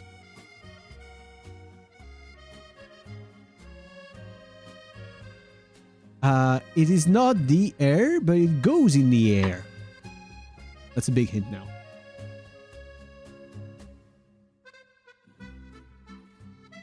It's not a paper airplane, but you are getting very, very close, Strike. Balloon, parachute, no. It is not round. Wait, it can be round, but it's not a ball. It's a kite! Exactly! Tsuki won! Tsuki got it! It is a kite! And yes, we call those flying deers in French. And you want to know the funny reason why it's called a flying deer? The reason is because people were stupid when they wrote down words. And they had no idea how to write things and misheard something. Because at first, it was not cerf, C-E-R-F, with the silent F. It was serp, S-E-R-P. Because it was a flying snake. It was not a flying deer. It was a flying snake because a lot of them were in the form of a tube. You know, like the flying dragons and stuff like this, like exactly like in like the Chinese dragons. So basically, they were called flying snakes, and that was the reason it was called like this. And it was cerf-volant. It was the flying snake. But the one that heard cerf was like, okay, cerf, I'm going to write this exactly like a deer. And that was the reason that word stayed in French. And now this is when French becomes very funny. It is in the linguistics books that this is born from a mistake. But they will never change the way we write it. Why? Because it's tradition. Welcome to the French language. Okay. Now we are going into the idioms and the expressions. So, the next one is avoir un chat dans la gorge. It means having a cat in your throat. Can you guys guess the meaning of the expression that is said, having a cat in your throat? Thanks the Academy for our language fossilization. Cheers to the Academy for making our language even more bullshit. Okay, I'm not saying just yet because only 3 people answered, but someone already got the good answer.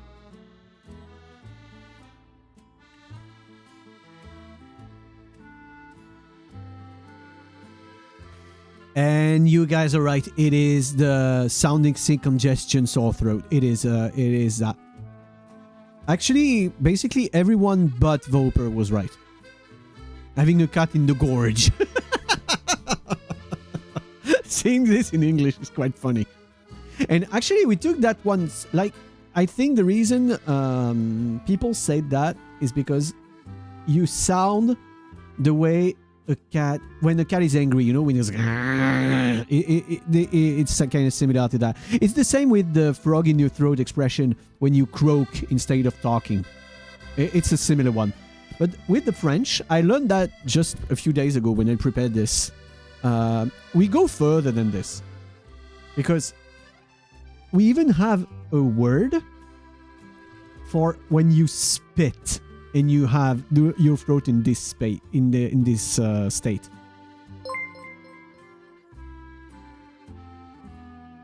When you spit, like, you know, the big yellow ugly phlegmy thing when you're sick.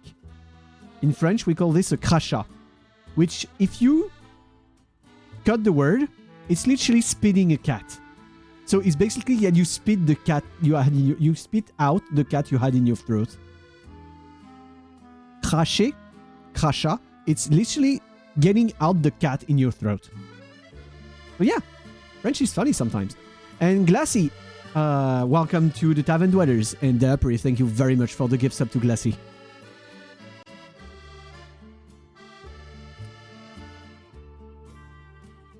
Okay, now we are gonna go into other expressions. Are you guys liking this so far? Trying to guess the expressions?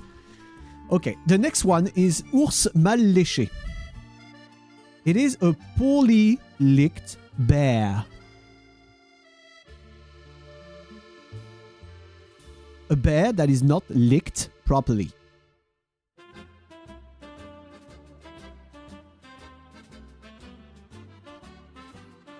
So we have a pain there. Licked. Yes, licking.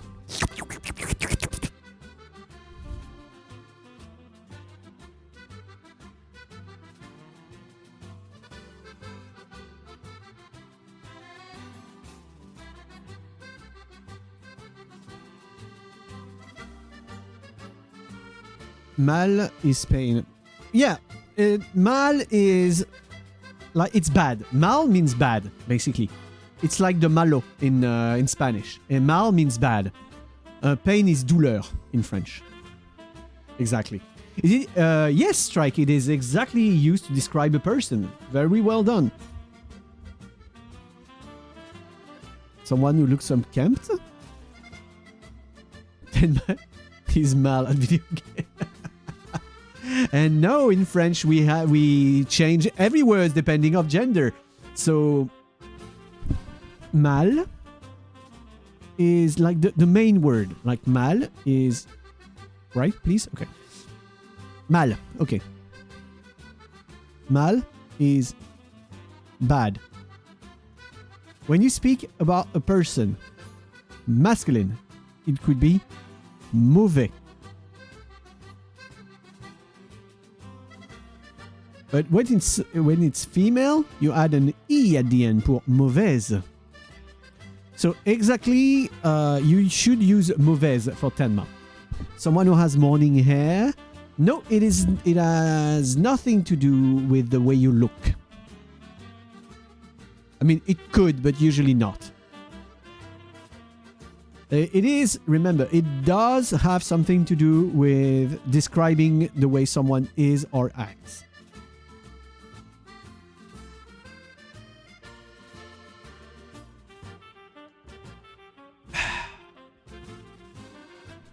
So, ours mal léché or poorly licked bear.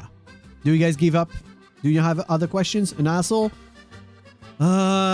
It can be. It can be an asshole. But it's not usually exactly what it means. You are extremely close now. Someone who is blunt. It can also be the same. Okay, you guys are too close. I'm going to give you the answer. Ours mal léché is, or poorly licked bear, is an expression used to describe people that are pretty unsociable, unmannered, and can be blunt or like not nice people. It's basically, imagine a bear that fucked up his toy, like washing himself, and you meet him just afterwards. That's the image. Acting like agir comme un ours mal léché, so acting like a poorly licked bear, could be also an expression you can use for someone that just woke up. You know? Because you don't fucking care about social clues or social cues or anyway. You just like fuck off. You know? That you, in that case, you act like an ours mal léché.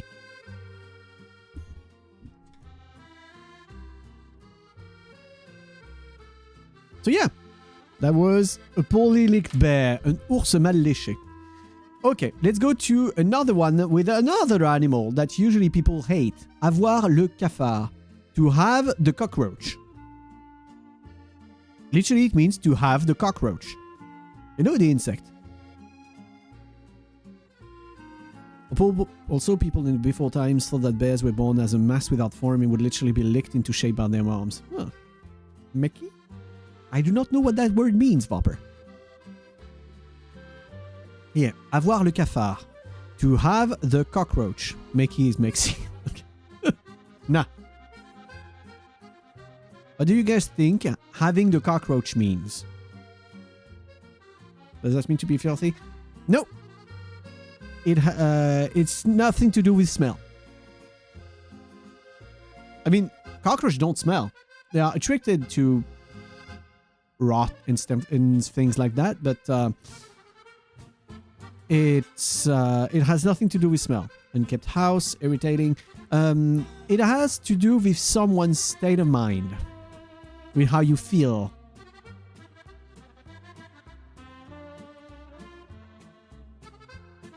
Brainworms. Oh, we are getting close. We are getting very, very, very close. And actually, Phoenix got it. Avoir le cafard, it means to be sad, to feel bad. And usually you don't even know why. You know, to be depressed, melancholic, or sad. That's what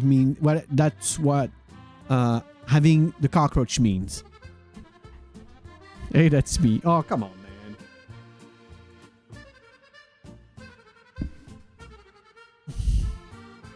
So the next one. We are going into the funny ones now. Those ones are funny afterwards. So, the next one is ça me fait une belle jambe. It's something that you answer, you say to someone. It means it makes me a good leg. It makes a good leg for me. I wrote jump. Yeah, I wrote jump. It's a B. You know what? B.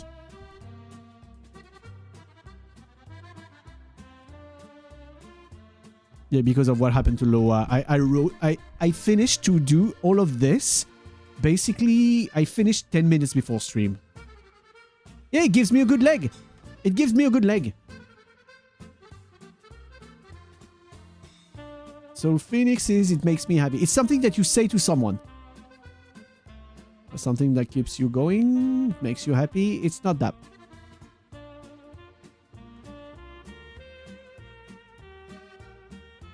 It's something that you will answer to someone.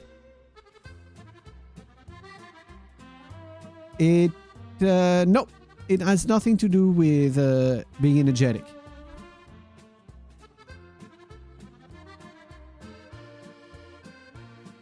We have a ton of idioms and expression to say that same thing in French. For some reason. Well, I know the reason, but I'm going to talk about that afterwards.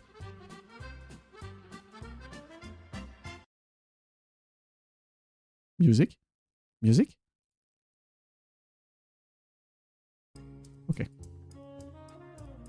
I was happy to hear, or thanks for help. Okay. You ran out of French, bros. No, we back. Okay. So,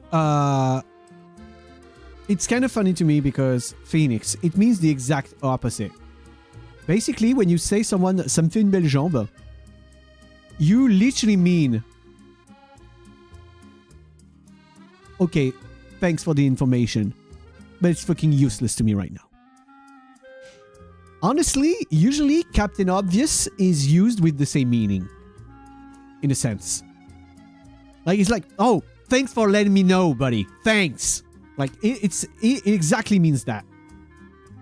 It is the meaning of ça me fait une belle jambe. So like, oh, nice. Let's make me a good leg. Nice. It's useless to me. When someone gives you completely useless information, you say that in French. Yep. Sarcastic and aggressive. Oh, thanks. Yep, exactly.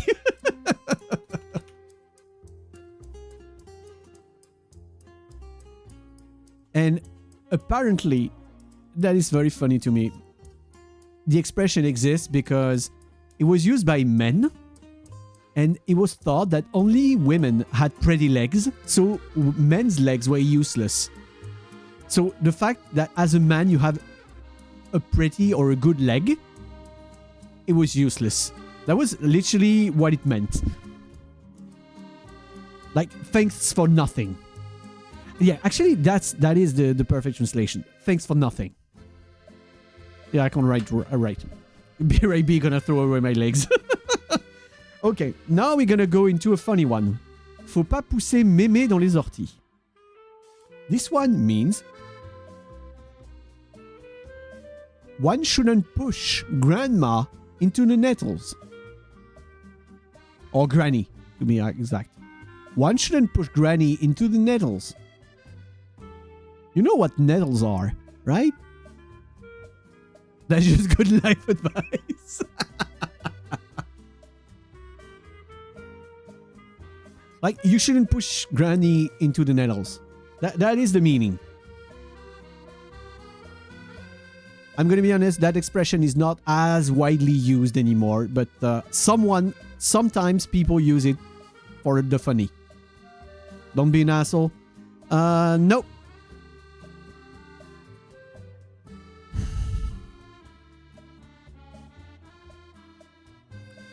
So yeah, nettles are a type of plant with leaves that irritate your skin if you touch it. Like, you have a ton of little red buttons, like marks on your skin when you touch it. It's bad. Don't anger the grandma. So, I'm sorry guys, but the expression itself has nothing to do with grandparents. Nettles make amazing tea if you dry them. Nettles taste amazing if you dry them and you make tea with them. It's great.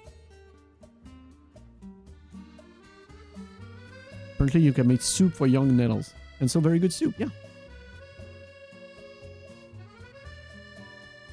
Back in the day, nettles were considered to be one of very important herbs used by witches. It's good for you. Like, it's good for blood circulation and a bunch of things. So guys, any ideas for shouldn't push grandma into the nettles? Good survival food, yeah. Faut pas pousser mémé dans les orties. Now that I think about it, I might have pushed my ex into nettles once. We both were completely drunk and at a wedding. Not ours. But yeah, at a wedding. And I pushed her into nettles. And her reaction was just laughing. Because we were very, very drunk. I'm using 100% of my brain power right now and I'm so confused. Okay, faut pas pousser mémé les orties means that you shouldn't exaggerate. Like, pushing like a grandma, so the epitome of the nice person, the one that makes you nice food, that makes you sweaters and everything. Pushing her into the nettles is an expression to you. Don't push it. Like, it's do not exaggerate. Faut pas pousser mémé dans les orties just means do not exaggerate.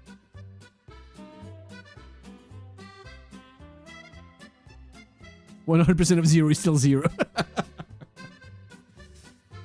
Okay, we continue. And now we go into the fruit idioms because we love our food in France. So, tomber dans les pommes. To fall into the apples. To fall in the apples. What do you guys think that means? It's pretty synonymous to ça casse pas trois pattes à un canard. Oh. I don't completely agree. Because ça casse pas trois pattes à un canard, which means it doesn't break 3 legs on a duck, would mean that it just means like it's not that impressive. Like it's something not impressive. But faut pas pousser mémé dans les orties, so do not push grandma into the nettles. It means do not exaggerate. It's another one. Like we have in French, we have a ton, and I mean a ton of idioms and expressions like this. We are a language with much fewer words than English, like much fewer words, almost 10% in the amount of words. So we create a lot of expressions with the words we have. So yes, tomber dans les pommes. So this one is very much in common use. Like anyone in France knows what tomber dans les pommes means. So falling into the apples, falling into apples. You guys have any ideas? I love the little joyful music while we're doing this.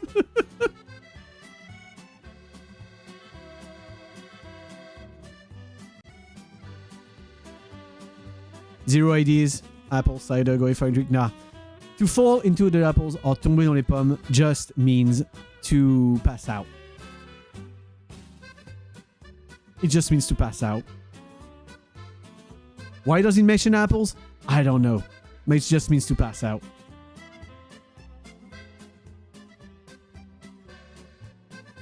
Going for a drink. I was so close. Just like me. Okay, we keep the fruit and vegetables. J'ai la pêche ou j'ai la patate. So I have the peach or I have the potato. It could be getting drunk over apple cider. Yeah, exactly. We actually have an actual word for this. Syncope. Yes, we also do. But yes, guys, I have the peach or I have the potato. J'ai la pêche ou j'ai la patate. It means the same thing. So you can understand it has nothing to do with the fruit. And honestly, if you guys guess what that means, I'm gonna be impressed. Actually impressed. Because there is no clue in the meaning, in the words themselves. J'ai la pêche, j'ai la patate. So I have the peach or I have the potato. I don't want to do anything today. Phoenix, you have a talent. You have a talent because it means the exact opposite again. It means that you're very energetic. You're feeling very energetic. You say, j'ai la patate ou j'ai la pêche. I have the peach or I have the potato. It means that you are very energetic. Why is the potato affiliated with energy? I don't know. Maybe because you need the energy to farm them or something. But yeah. Okay. Now this one can be a little more obvious. J'ai la banane. So I have the banana. What does that mean? What do you think means I have the banana? The potatoes are synonymous with laziness, like couch potato. Yeah, synonymous. Yeah, okay. No, potato is the basis of sustenance for the poorer classes. Yeah.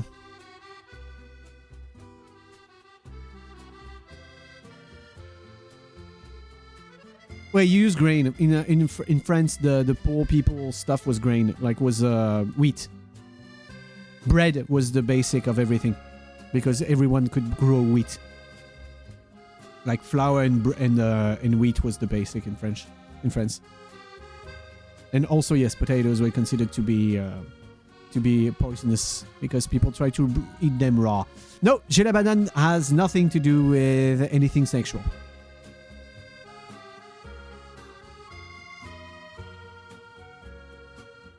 It has to do about how you feel.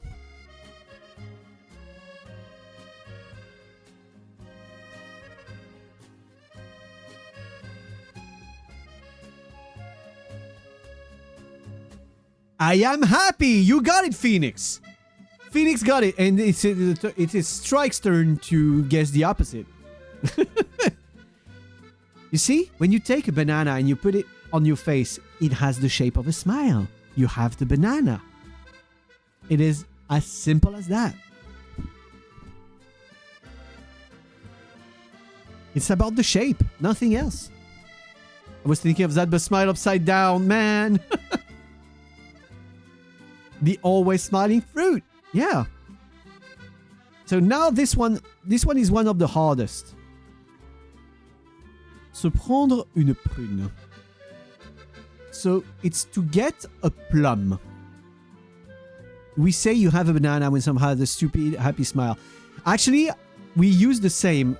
For us, when you say someone a la banane, so has the banana, we usually mean he has that stupid huge smile on his face. Like, he's very, very, very, very happy, usually. Your brain isn't braining. Don't worry, it happens to the best of us. A plum, like the fruit, a plum. Like, got hit in the eye. It's not as physical as that. And honestly, if you guys guess this one, I'm going to be very impressed. Se prendre une prune, so to get a plum. Or maybe get hit by a plum. So minions are French.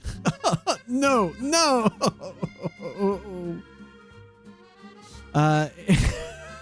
Honestly, Phoenix is kind of the opposite of that. It doesn't mean unlucky, but it's kind of the opposite of that. Again. Nope, not bingo. It's kind of specific, to be honest. And it is something negative.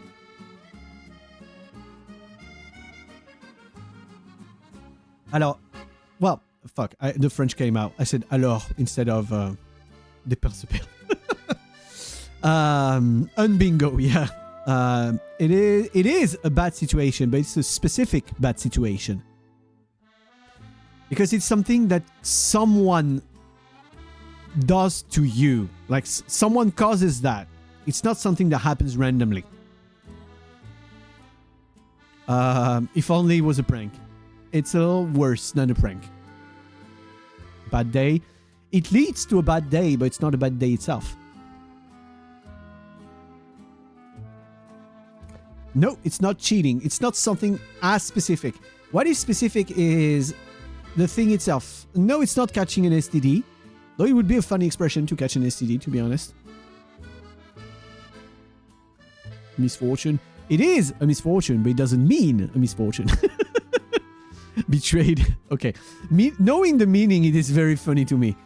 So yeah, okay. I'm going to give it to you guys because this one is very hard. Strike Leo was getting in an accident. No. Se prendre une prune. So to get a plum is to get a fee from a cop. To get fined. It means to get fined. Fined. F-I-N-E-D.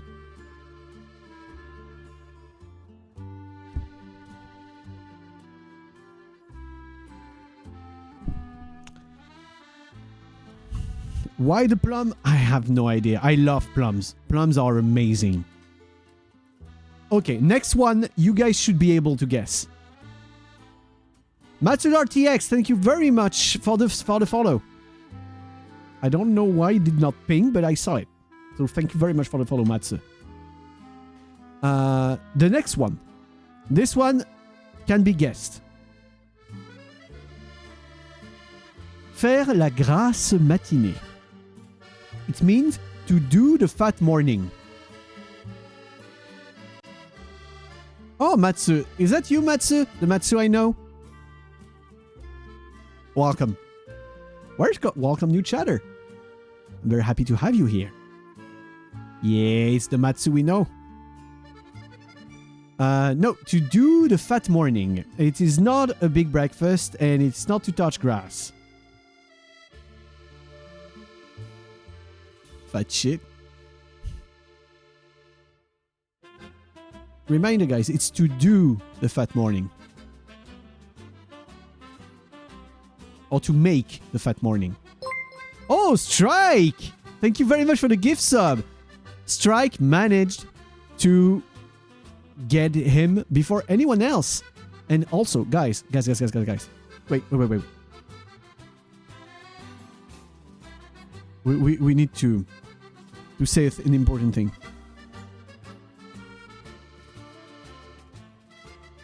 Guys.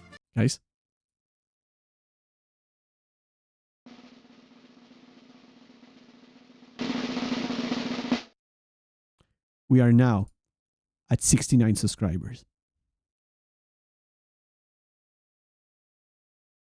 Nice.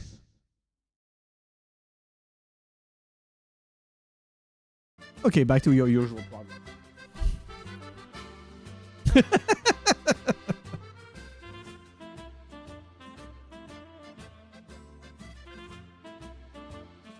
And thank you very, very much for the gift sub once again, Strike.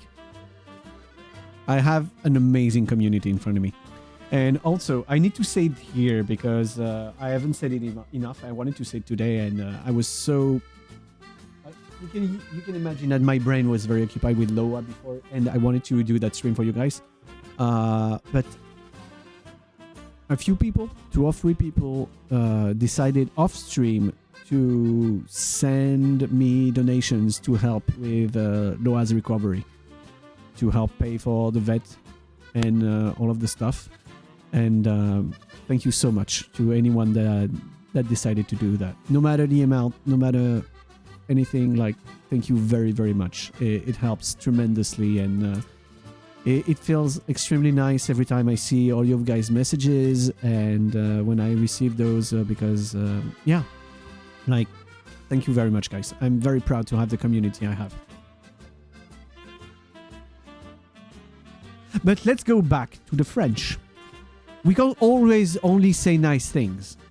We need to get back to the worst thing. The French. So what does it mean to make or to do the fat morning?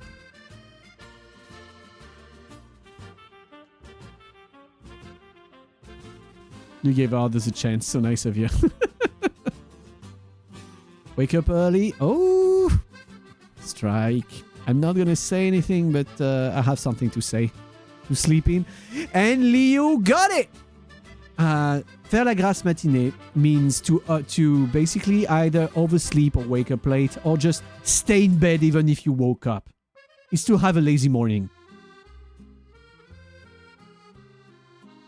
Like, you decide to be the fat ass in your bed. That's this basically what it means. Every weekend I have fat mornings. Hey, man, no judgment there. I'm kind of unable to do that because of my back, but if I could, I would. I'm having a fat morning right now. I'm very glad for you. So yeah, faire la grasse matinée means to have a fat morning. Okay, now we enter some of my old favorites. The next one. The next one is péter plus haut que son cul. It means to fart higher than your own ass. What do you guys think that means? To fart higher than your own ass. And Strike with the perfect. It actually means to be full of yourself. Strike actually perfectly within 5 seconds gave the right answer. Damn. But yeah, péter plus haut que son cul, which means to fart higher than your own ass, means that you feel high and mighty. This one was it could be kind of obvious. Yeah, if you go into the right, if you have the right thought process, it can work. Okay, two more, guys. Frenchies have such a way with words. That's the thing. We don't have many words, so we use them to create a lot of things. We have a more vulgar version of this in Polish, but you forgot the proper English word. Oh, I see. Okay, next one is... Wait. I'm missing an English word in my head. Oh. It smells like fur. So fur, F-I-R. F-I-R. You know, the fir tree. It smells like fur. Smells like fir tree. Ça sent le sapin. What do you guys think it means?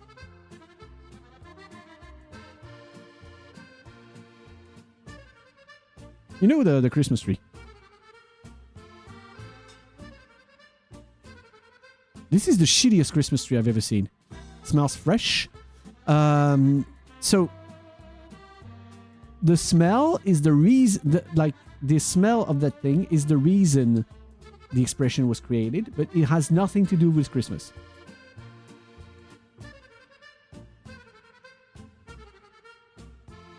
Wait, this one is pretty nice.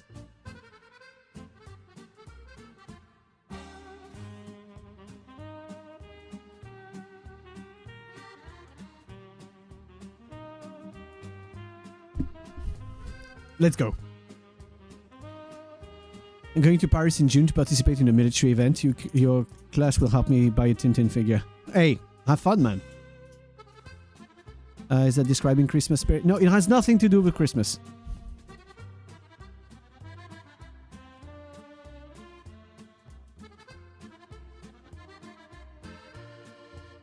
So it smells like fur. It does not specify any time. It's about something you feel, a feeling you have. It's usually something you would say to someone, really.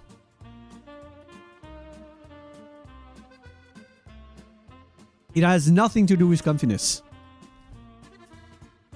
And apart from where the expression comes from, the smell of the tree has nothing to do with the expression itself.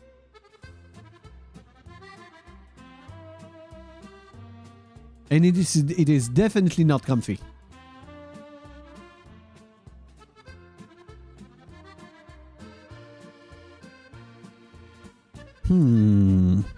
Christmas suffering. No, it has nothing to do with Christmas. Okay, I'm going to give you guys another advice based on where the expression comes from. What is usually made with fir trees? Something that is very, very often made with those trees.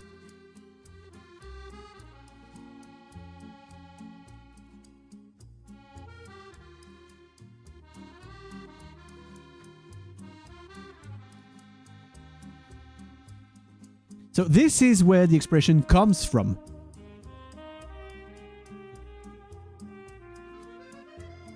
So basically, the expression comes from, it smells like a coffin. And no, it has nothing to do with the actual smell. Because a bunch of coffins were made with fir trees because they were the most numerous trees we can find. A more polite version of On est dans la merde. Yes, but this one, if I translate it, is more than a hint. It's too easy. Don't worry, I can die. I'm anime. Anime cannot die.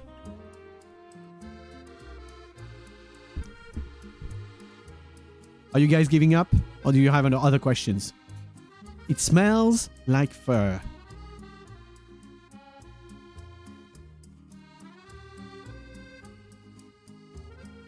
The brain cell isn't working. It is not sad, but it is a negative feeling.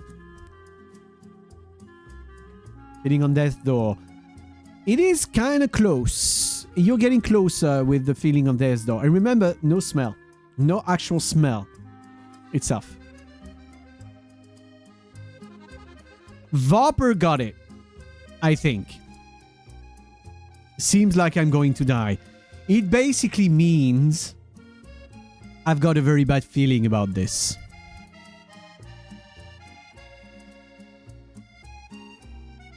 And yes, it was like the actual creation of that expression was the Yuri. Yes, I did. I wish I had the video on the button just to play, or like the voice line to play it. But yeah, it means I've got a bad feeling about this.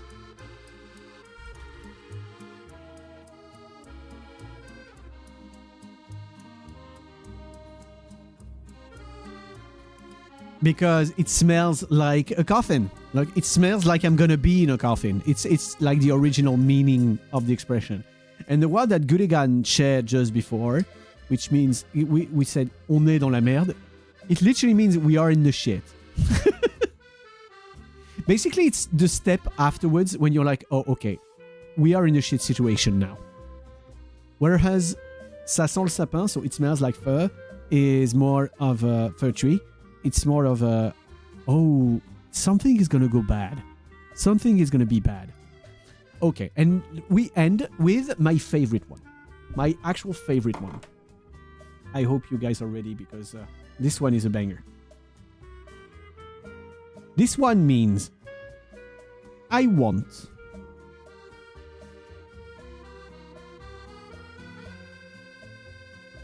the butter. Well, oh, wait. Wanting. It's wanting. Wanting the butter. The money from the butter.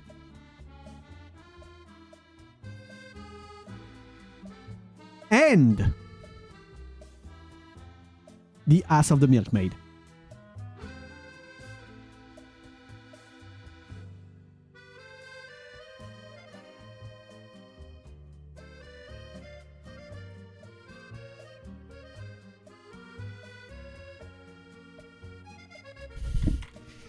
It is exactly being greedy. It is greed. You want the butter, the money of the butter, and the ass of the milkmaid. Basically, you want everything for yourself.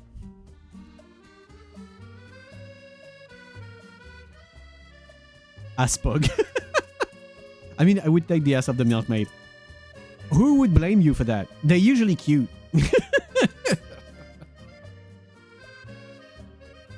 Yeah, wanting the butter, the money of the butter, and the ass of the milkmaid. Okay, I'm going to be honest. This expression I've seen people use a lot of times. Yes, I know, Strike. I should stop reading things out loud sometimes. Yeah. So, guys, we're going to move this and that. And that was today's French lesson. I hope you guys enjoyed yourself. I love how this seemed to just cause snow despair. Oh, Phoenix. Phoenix choosing to have a song now after the lesson. Okay. And you choose. Oh, I think earlier you said you wanted Ashes. Okay, I'm going to do Ashes. Hydrate. This is a good idea. And you know what? I'm going to go a little quick to the bathroom before I sing. Also.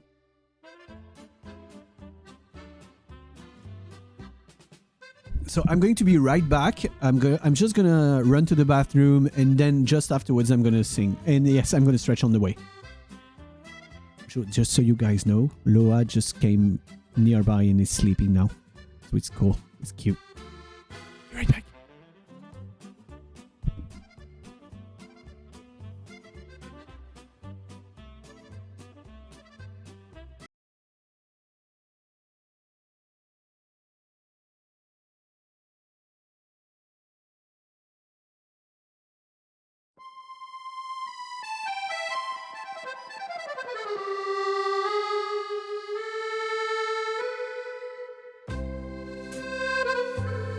I am going to be right back.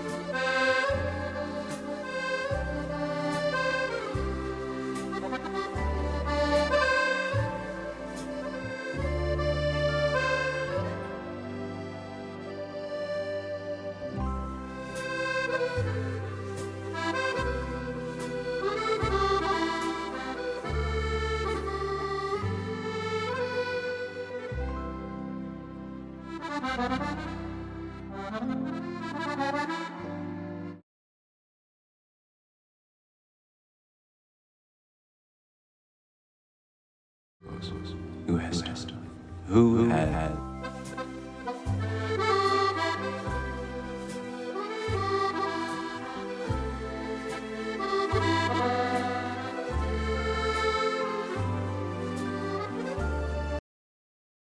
Too bad I'm already back. Ha! I'm already back. You saw my shorts? I'm not wearing shorts though.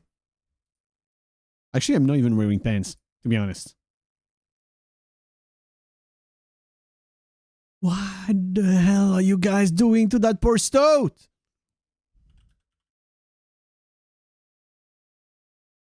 YouTube shorts stoat, man. Yeah, I know. Okay. So as said before, the song is a cappella song that is from The Longest Johns. Very famous for their Wellerman cover and stuff like that. It is one of their original songs, actually, called Ashes. And I was, like I said during the karaoke, I tried to find an instrumental version, but I never found it. So I decided to just train to sing this one completely a cappella, because shanties are supposed to be sung a cappella anyway. So yeah, here we go. It is Ashes by The Longest Johns. Watch that old fire as it flickers and dies, that once blazed the household and lit up our lives. It shone for the friends and the clinking of glasses. I'll tend to the flame, you can worship the ashes. Capture the wild things and bring them in line, and own I was never your right to confine. The lives and the laws and the songs are what matters. I'll tend to the flame, you can worship the ashes. Do you feel heavy, your eyes drop with grief? So never you buckle and bend to the masses. Wait. Your spirit is wild and your suffering is brief. So never you buckle and bend to the masses. I'll tend to the flame, you can worship the ashes. Get round the fire with a glass of strong ale, and tell us a story for beyond the pale. Bury some seeds and extract from strong branches. I'll tend to the flame, you can worship the ashes. Now show me a man that can meet all his needs. For what we need most now is unity's seed. A communal song for all creeds and all classes. I'll tend to the flame, you can worship the ashes. I'll tend to the flame, you can worship the ashes. And that was a very scuffed Ashes. I hope you guys liked it. I am liking old traditional song a cappella more and more, to be honest. I think I want to do a lot more of those. I like old shanties and traditional songs. My favorite by them is Bones in the Ocean. Which one do you like the most? Actually, Ashes is one of my favorites. But otherwise, I discovered them through the Wellerman, of course. But also like the Drunken Sailor and Oak and Ashenthorn. But yeah, there's a bunch of their songs I really like. So yeah, that was Ashes by The Longest Johns. You love the Wellerman song. I think I used to have it in the songs list. I think I may have removed it. Yeah, I removed it. The songs in the redeemed songs list are gonna move around. Basically, they're gonna just change through time. Songs I can sing in a shorter version and just having fun. Carl McGuinness sings some good shanties. Yes, exactly. Carl McGuinness is very nice. You know what you're talking about. But yeah, being the shanties, the working songs, and all of those, I really, really want to sing more shanties and just a cappella. You know, just only the voice. Actually, I have a very short one. It calls The Humors of Whiskey. Do you guys know? It's a traditional Irish song called Humors of Whiskey. It is about the way whiskey is one of the most important things for the Irish people. And you know what? I feel like singing it. Fuck it. So I'm gonna sing The Humors of Whiskey.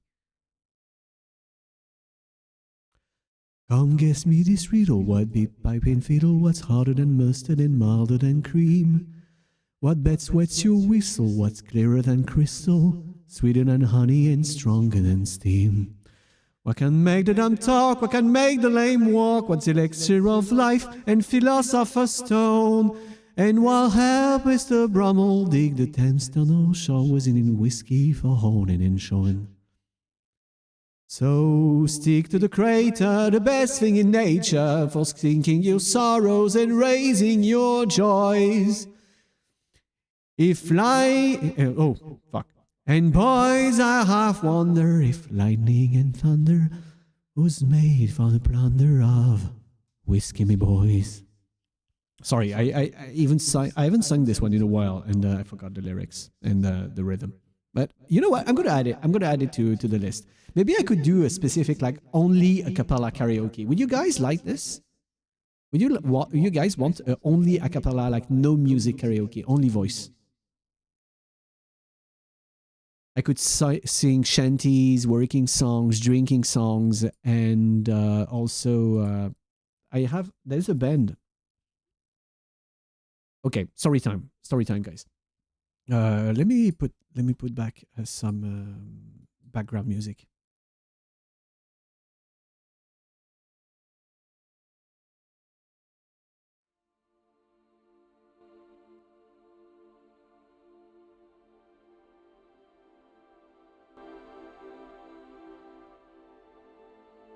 Okay, can you guys hear the music? It should be quite low. I don't want it to take over anything. Okay.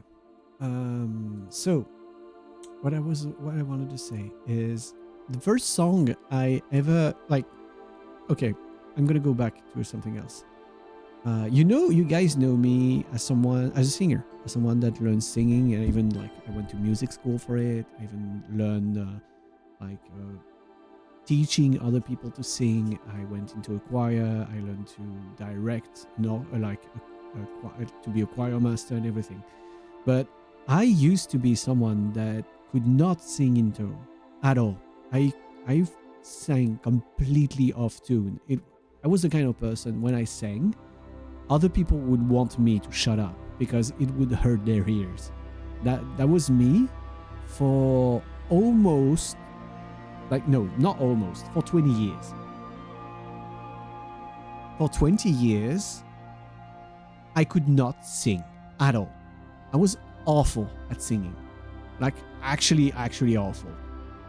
And at that time, I hated my voice so much that I think it was kind of a rebellion against this.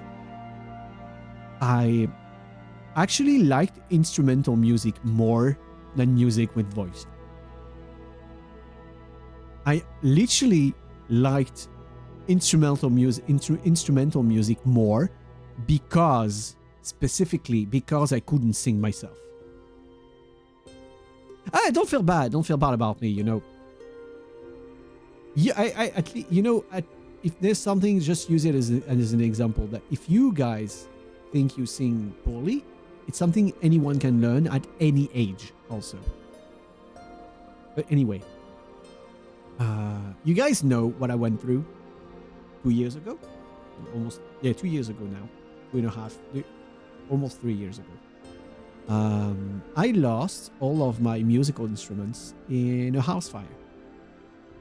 And after that came some kind of trauma that made me unable to play them again. I could not, I play and do a lot of things by feeling. And after losing my instruments, I've been playing on for more than one of several decades. I just decided, okay, if I can't play, it is the right time. It is the right time for me to learn how to sing. I knew I could sing in tune. I had known because I joined the choir and everything. And yeah, it was like, okay, now it is the time. It is time, since I don't feel like playing those instruments I lost and buying them again. It's time to try the instrument that will always be with me. I cannot lose. It cannot disappear out of my sight because it's me. I am the instrument. And then 2 years ago, I joined a national music school and learned more singing. And I am at the level you know me now with what I learned. And so, before that, before the fire and before I stopped playing instruments and sang more than I played instruments, I wanted to sing sometimes. I knew I could sing on tune, in tone and on tune. And so I wanted to sing. But I had a very, very big, how can I say this? I know it's not really a trauma, it's kind of a trauma in a way. Mama Lugus was a professional singer. Like, on stage and everything. She wrote her own songs, her lyrics, and she was on stage, she was a singer. And so she had a very, very good level of singing.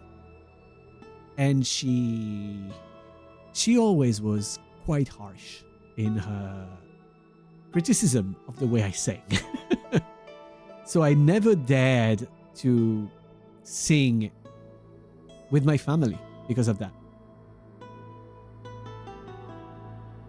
She did not mean something bad, you know? She did not mean to be mean or anything to anyone.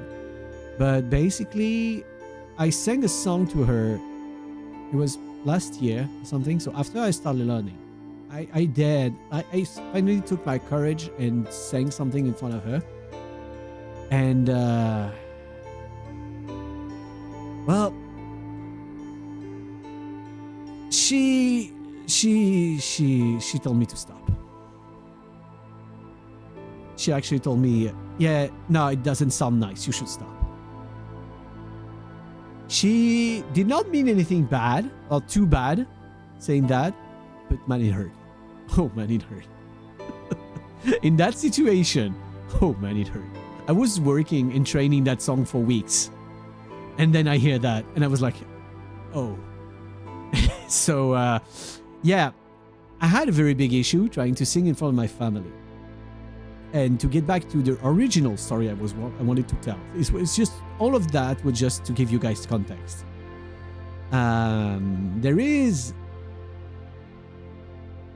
an opportunity that I took when I was out camping with my family and my sister's fiance. I consider her family, even though they're not married. We've known each other for more than a decade now. And Papa and Mama Lugus were on their side in the tent. Hey, Serena, welcome. Bonsoir. Good evening. Thank you very much for coming by. We were apart, and there was a circle of people just singing traditional songs one after the other a cappella. Like a group of like 30 people, something like that. And just some person stood up and sang. And there were people from Great Britain, from Ireland, from Scotland, from France, and people just sang traditional, like, you know, pub songs. Just like the Humors of Whiskey I just sang before. Just so kind of songs. It was great. It was amazing. Very, like, a very gut feeling in everyone's songs. I loved it. And while I was there, I wanted to participate. I was still very shy at the time, like very, very shy. So I didn't dare to make a big movement or interrupt people to have my spot and my turn to sing. So I was getting frustrated because I was trying to like raise my hand, be polite and be the shy kid trying to get attention. I'm pretty sure you know what I mean by that. I was like that shy kid trying to get attention. And there was a silence. Like I was getting very, very frustrated because no one was giving me the attention I wanted to give me my turn to sing. And I ended up yanking myself up and starting singing by myself while there was a silence. I didn't tell anyone, I was only with my sister and her fiance at that time, with Lugus Sis and her fiance. And I just sang a song, a very specific song that is very dear to me, you can imagine, because it was the first time I sang a song solo in front of other people in my whole life. And that song was an a cappella French traditional, like it's basically a pop traditional song made from actual medieval music and medieval lyrics. And that was that moment that made me like and enjoy a cappella music and a cappella singing. That you don't have instruments, you don't have anything. It's kind of the opposite of how it was when I was younger, actually, because I wanted instrumental music. But to me, it ended up being very strong and beautiful memory. Some of the other people knew the song I sang and asked me if it was that title specifically. And people liked it, those people liked it. And for me, it was an amazing experience. And so after that song became something important to me. It's a band that was disbanded. Like I think the band was disbanded like 10 years before I was born or something. It's not recent. I did manage to see them once. They did one tour, like reunion tour, 20 years ago, I think. And I went there with my mom, with Mama Lugus, and we had the time of our lives. It was amazing. And now. So, by the way, that band is called Malicorne. If you separate in two words, it would mean my unicorn. But it's in one word, and it's a medieval word, and I don't even know what it means. And actually, if you check my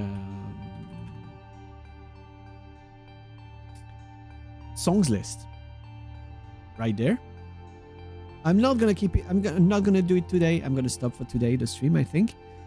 You can see there is a French medieval a cappella song in the list. And that song is the one. It is the one song I sang during that camping trip. I'm not gonna let you guys cheat. I deactivated the singing redeem.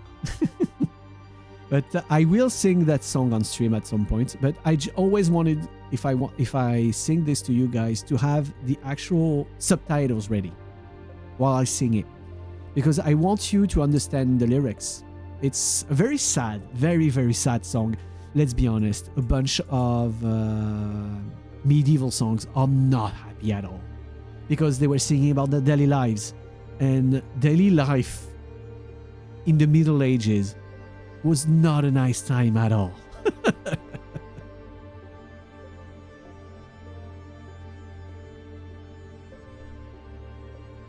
Okay, I've teased you guys with this quite a lot so far.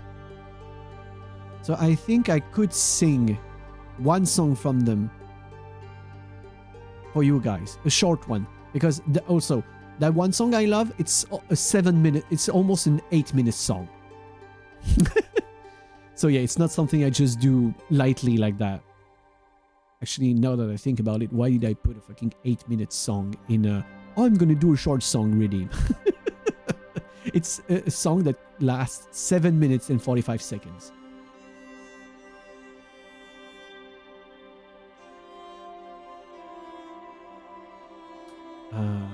Et du coup, I came back to French again.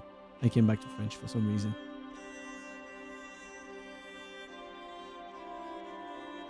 They make beautiful, beautiful music. Music I cannot do by myself, to be honest. Hardly returns French. Yeah. And also I was reading French lyrics at the same time. I know basically the album the song is from, I know by heart from the first to the last song. Cooking tomorrow is a go? I hope so. I hope so.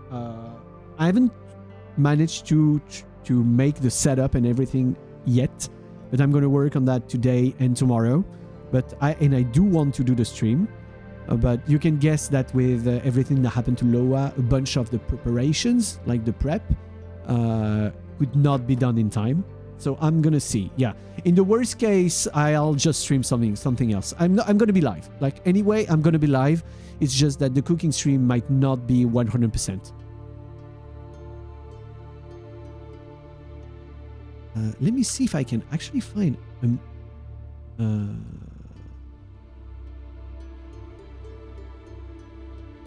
I find an instrumental version of one of those songs? Nah, of course they don't exist. There's no instrumental of any of their songs. I mean, it's a band that basically, I think they stopped playing, like they disbanded in the 70s. I think they disbanded in the 70s or the 80s, something like that. Yeah, they disbanded in 81. So yeah, it's not a band from recent days. I'm gonna sing you guys a very simple short song from them. It's called Margot. It's a French feminine name that is Margot. M-A. Kind of like Margit in Elden Ring, but Margot with an O instead of an I. And I'm going to sing this one to you guys. It's just a few seconds. And it's going to be in French. I'm going to explain to you guys the translation afterwards. It is dark. Dans mon chemin, j'ai rencontré une pie-grièche, tout au bout d'un bâton planté, des clous dedans la tête, avec par devant des petits enfants. Monsieur le curé derrière qui disait ses prières.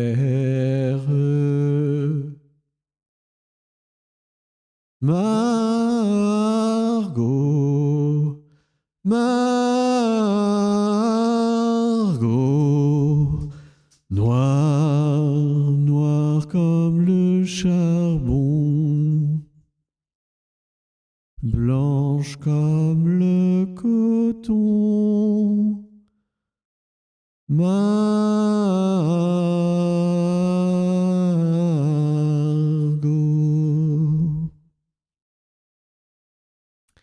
And that is it. It is based on actual Middle Ages songs. So peasants, Middle Ages music and songs. As you can see, it doesn't sound like modern music at all, even in the rhythm and everything. I hope you liked it. And so the translation of that song is, on my path, I saw, I think it's a strike, the name of the bird. A shrike, sorry. I met a shrike. No, sorry, strike, it's a shrike. Okay, do you guys know what shrikes are? They're very cute little birds. But they have a dark side. And they're famous for it. You guys know shrikes or not at all? The shrikes are the birds that capture prey and then usually put the still living bodies on spikes or barbed wire or anything and keep them there to die. That's what shrikes do. And apart from that, they're very cute birds, but they have that very gruesome way of feeding. They capture, they impale their targets, and then once they're dead, after bleeding and suffering for a long time, they eat them. So yeah, shrikes are kind of a weird kind of birds. So let's go back to the lyrics. So as I said, the song says, Dans mon chemin j'ai rencontré, so on my path, I met une pigrièche, a shrike. Tout au bout d'un bâton planté, des clous dans la tête. So impaled on a stick with nails in her head. So basically someone did to the shrike what the shrike does usually. Avec par devant des petits enfants, and in the front looking, a few little children. Monsieur le curé derrière qui disait ses prières. And the priest behind giving a prayer.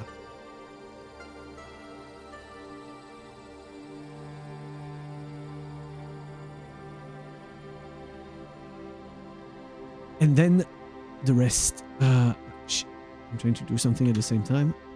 Okay, yeah, the priest behind saying a prayer. And then the song says, Margot, Margot, noire comme le charbon, blanche comme le coton, Margot. So Margot, Margot, so the name of a little girl. Black as coal, white as cotton, Margot. Basically, the song talks about a cute little girl, like the white as cotton, that actually impaled a bird on the stick.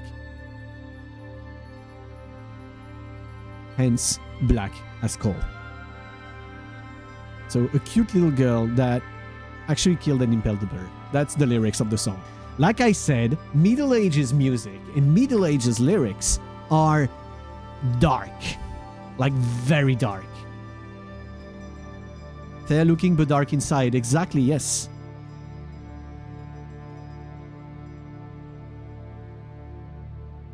Also, the one song I told you guys I love singing, the almost 8-minute ones. The translation is The Sad Wedding. If you translate it, it says The Sad Wedding. It's literally the name of the song, The Sad Wedding.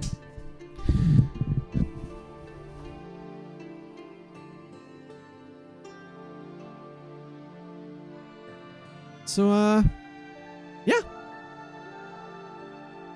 That was the end of today's stream. I hope you guys enjoyed everything that happened. I didn't make you too sad at the end. Yeah, no, those are very dark songs and everything. And I hope you had fun. I tried to make it as fun as possible and also teach you guys stuff on the same way. And now you know a bunch of awful French expressions to horrify people. All of those, you know. And you know that all hermit crab are called Bernard now. Also. Whole stream. If you enjoyed it, I am happy. Let me see who we can raid for today. It was a lot of fun, even if you suppose brain issues with expressions. Let's talk more about impalement sometimes.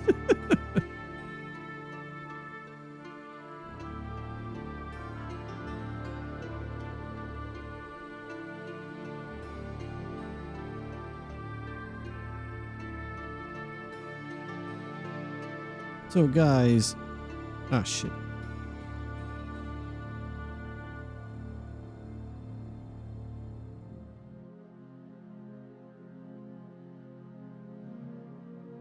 Giving you guys a raid message, and I'm gonna see who we raid today. Who do we have that we can raid?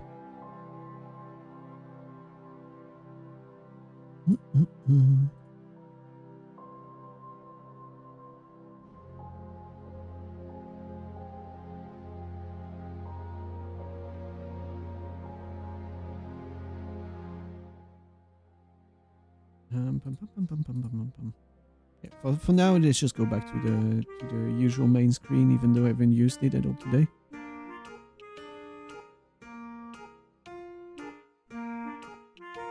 Sorry for the quick speed change. No suck and blow. No, sorry, no suck and blow. We can't do that to everyone, you know?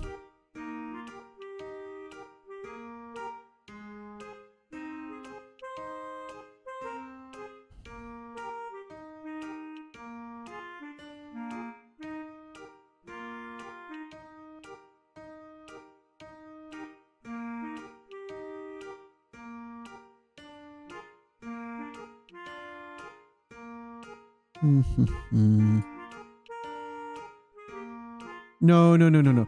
Please, the reason I'm not doing the suck and blow is also I don't want to give that image to people. You know, guys, not everyone is into our jokes.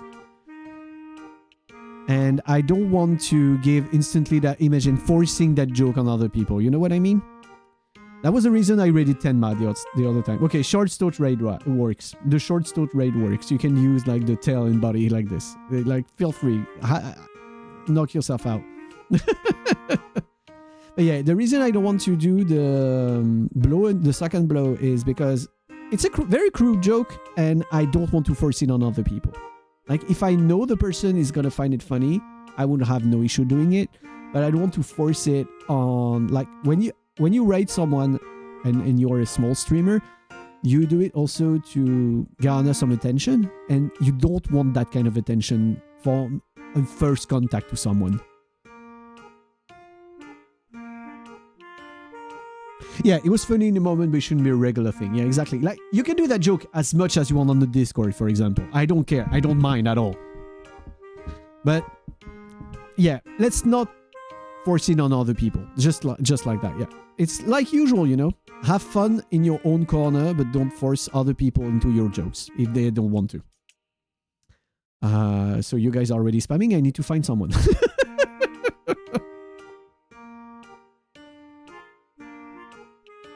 And we have already rated Aqua a few times, so...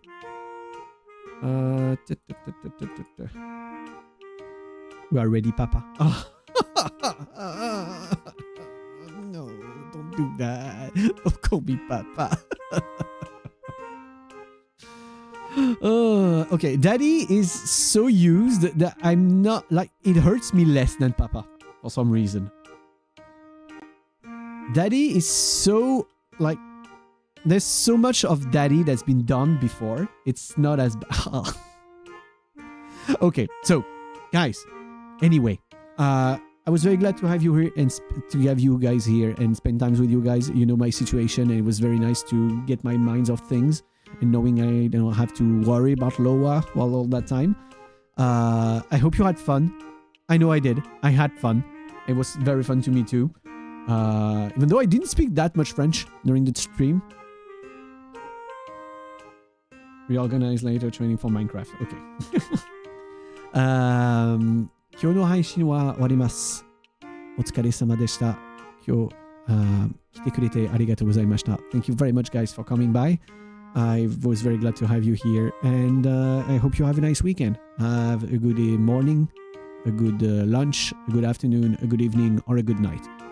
I will see you all another time.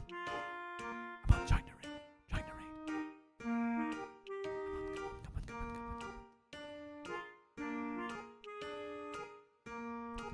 おつ1つ、おつれを、お疲れ様でした。